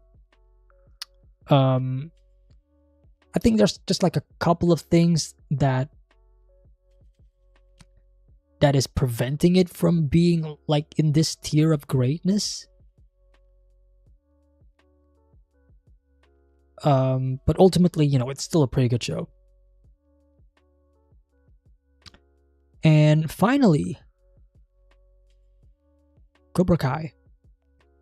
The final season came out this last year in 2025, and that was also like the year where I started watching Cobra Kai. Thought it was pretty good.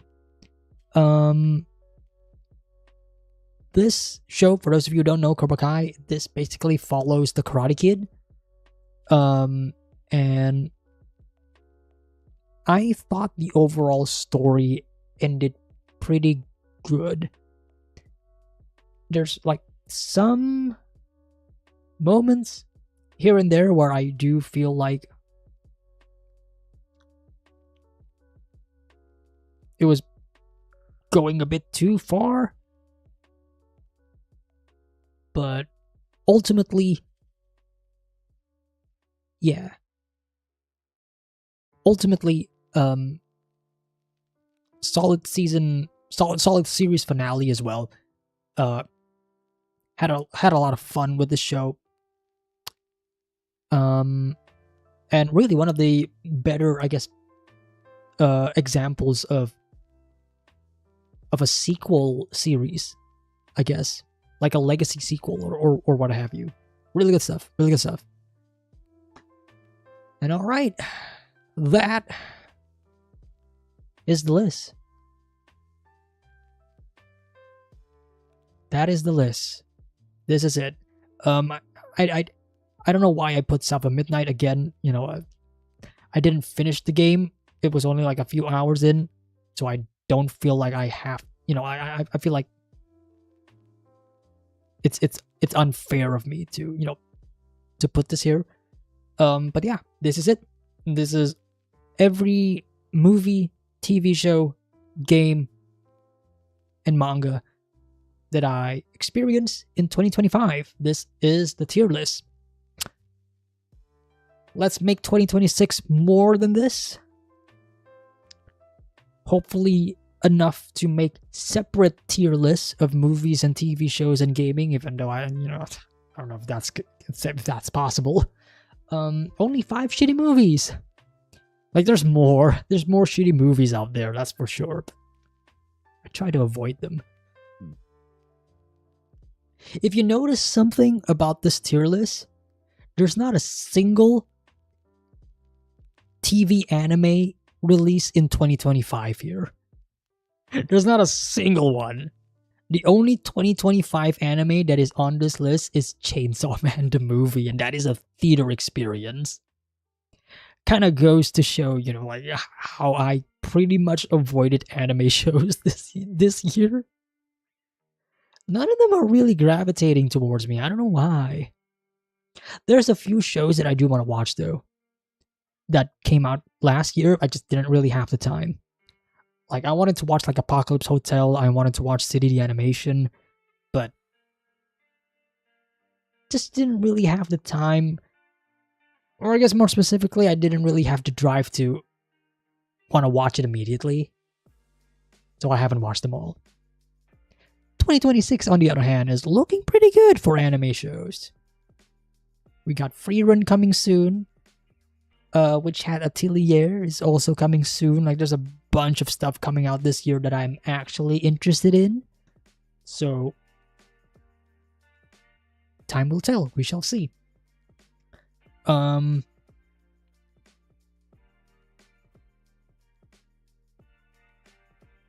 yeah, that is 2025. 2025 is over. It's time to start 2026. January of this year,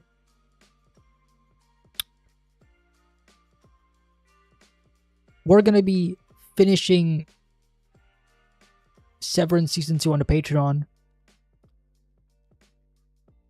Definitely finishing Pluribus as soon as possible. That's like priority number 1, because like I'm like 2 episodes left, I think. So, just keep it going. Finish it up before Night of the Seven Kingdom comes out. And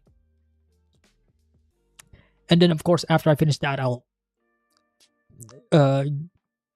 gear my attention to Orb on the Movements of the Earth, because I was planning on finishing that last December. That didn't happen. So we're finishing Orb hopefully before Freerun is out, so that frees up the anime space on the channel. Better Call Saul Season 2, I'm making a decision right now. I'm just gonna bundle that all into a single season reaction on YouTube. Like, that's it. I tried singular episode uploads for Better Call Saul with Season 1. It did not go well. Change it to like a full season reaction. That did pretty well. And then I shifted back to like individual episode reactions for Season 2. That did not go well as well. The engagement on that, not the comments, but like the overall viewership and whatever on those videos did jack shit on the channel. Like, those videos are not helping me at all. So wait a bit longer, maybe wait a month, and then like the full Better Call Saul Season 2 video is going to be out on YouTube. And by that point, we're going to be starting Season 3 on the Patreon as well. So there's that update for Better Call Saul. Hi Matt, long time no see. Are you planning to check out JJK Season 3? Okay, good of you to ask. This season of anime is stacked. There's a lot of animes coming out right now, especially in January. I have already made plans for Freerun. That is already a locked. We're doing Freerun this month. That is absolutely for sure. JJK Season 3 is still kind of up in the air for me. I gotta wait and see whether or not the schedule allows me to do JJK Season 3.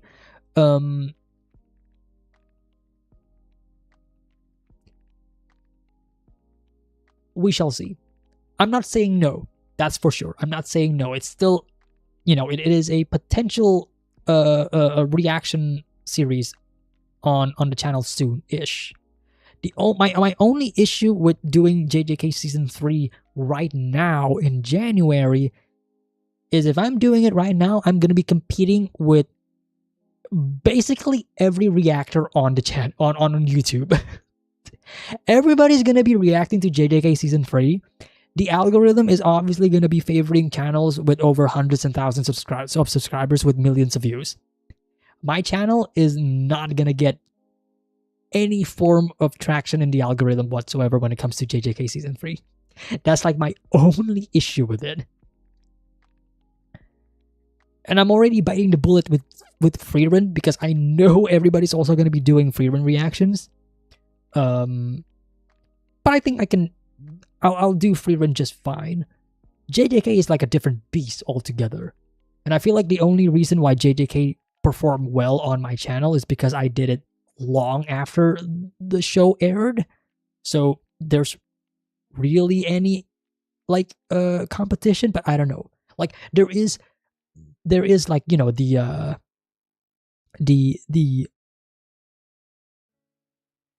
the trending aspect of it, right? As you said, like smaller channels getting great views on the Chainsaw Man movie reactions. Like I'm bound to get viewers nonetheless. Like it's obviously gonna attract viewers, and that's like something that I also need to consider about. Because again, like January is gonna be very stacked for me because once I finish Pluribus and Orb on the YouTube side of things, I'm gonna be doing Freerun, and I'm already planning on doing the new Game of Thrones spin-off, Knights of the Seven Kingdoms. That's already 2 airing shows running at the same time. Where I'm also gonna be continuing Severance Season 2 on the channel by then. Because I think it's high time that YouTube gets Season 2 of Severance. And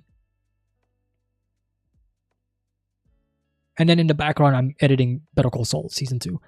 So I got a lot of stuff happening.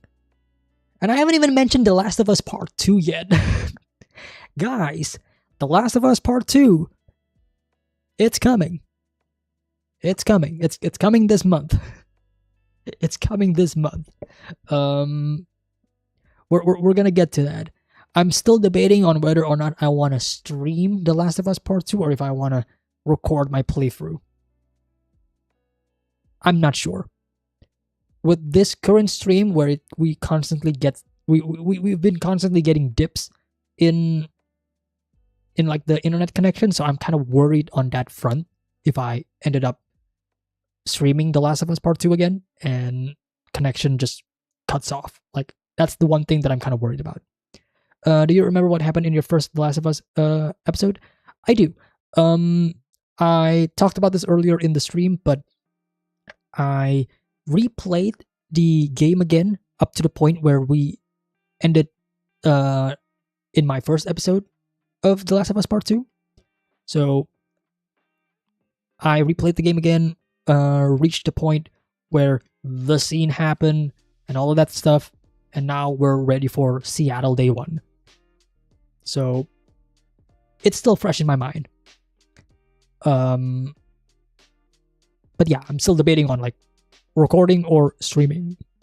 Because with streaming, I'm also kind of worried about spoilers. That's like the other thing that I'm kind of worried about. But I don't know, I feel like so far everybody's pretty chill on The Last of Us Part 2. At least on the YouTube comment side of things. So yeah, I'll update on that front later once I actually decide on what to do with it. Did you see the new Hyakuemu movie by the author of Orb? Oh yeah, the 100 meters. I also mentioned this at the start of the video, at the start of the stream. So I've been planning on doing live reactions again. And I'm thinking of doing it over on the Patreon, because Patreon has a live stream function. Like there's a live stream feature where you can just do a live stream on the Patreon.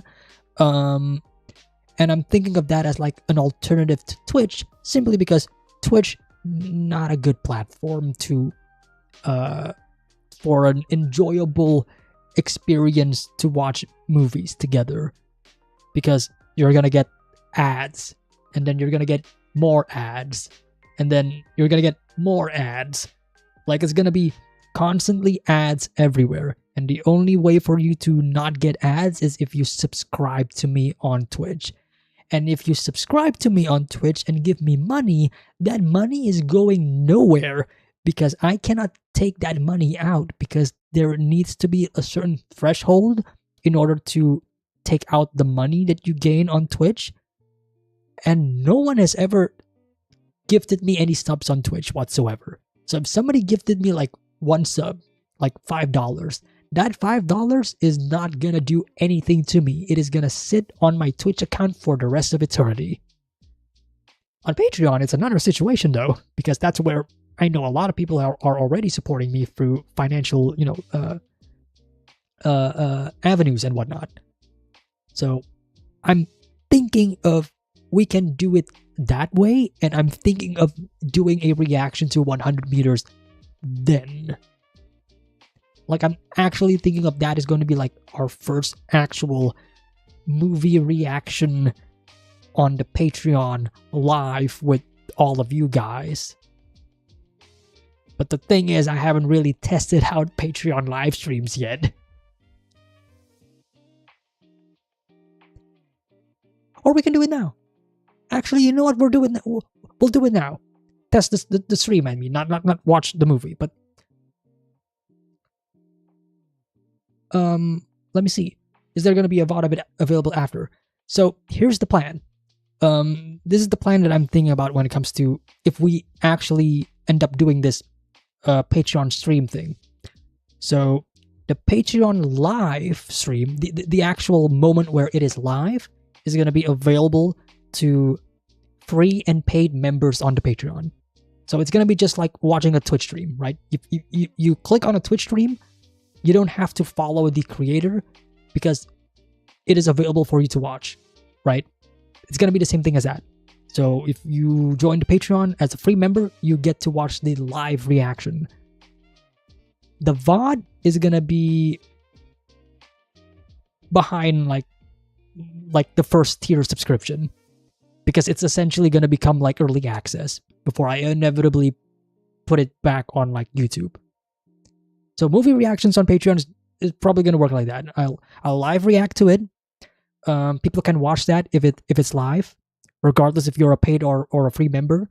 Once the live stream is over, then it becomes a VOD, and the VOD will be available to paid members only, and it essentially becomes early access. And then after like maybe a week or two, depending on like how long I edit the movie, then it becomes available on YouTube, where you can watch like the reaction highlight version and like the timer version that will always be available on the video description. That is the plan. That is the plan.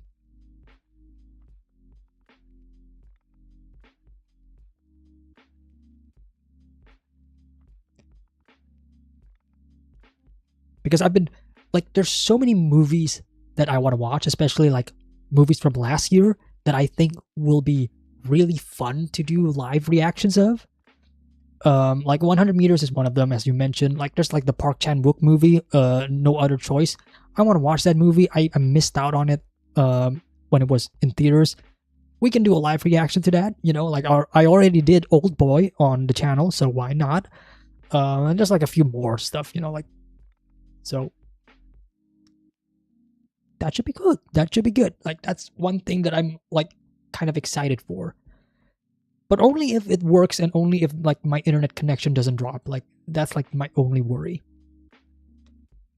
Speaking of the Patreon, as I mentioned, what if I just do it right now? Because I was already planning on ending the YouTube stream nonetheless. So let me set this up just for a bit.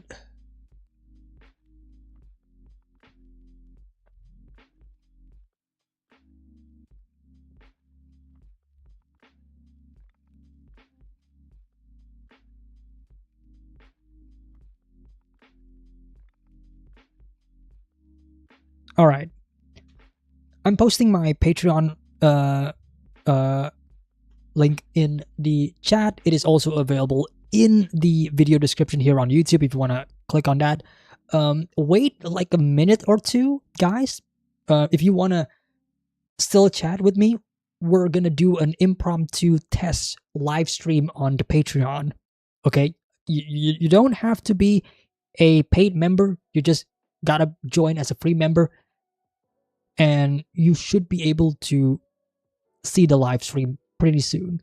Okay, so see you all there. I hope you guys show up, because I do need to test this out and see like the chat experience and see how that all plays out. And I also want to see like how you guys feel about this, because I don't know how like the player is gonna work out. Like if it's like good, if it's bad, like I don't know, right? I need your guys' opinion on this. So I do appreciate if you guys head on over to the Patreon. Just to experience the live stream there for the first time and see how it all plays out. So thank you all on YouTube if you're watching. I will see you all next time. I'll do more live streams like this in the future. We'll see. Take care, everybody. Have a nice day. Head to the Patreon. Peace.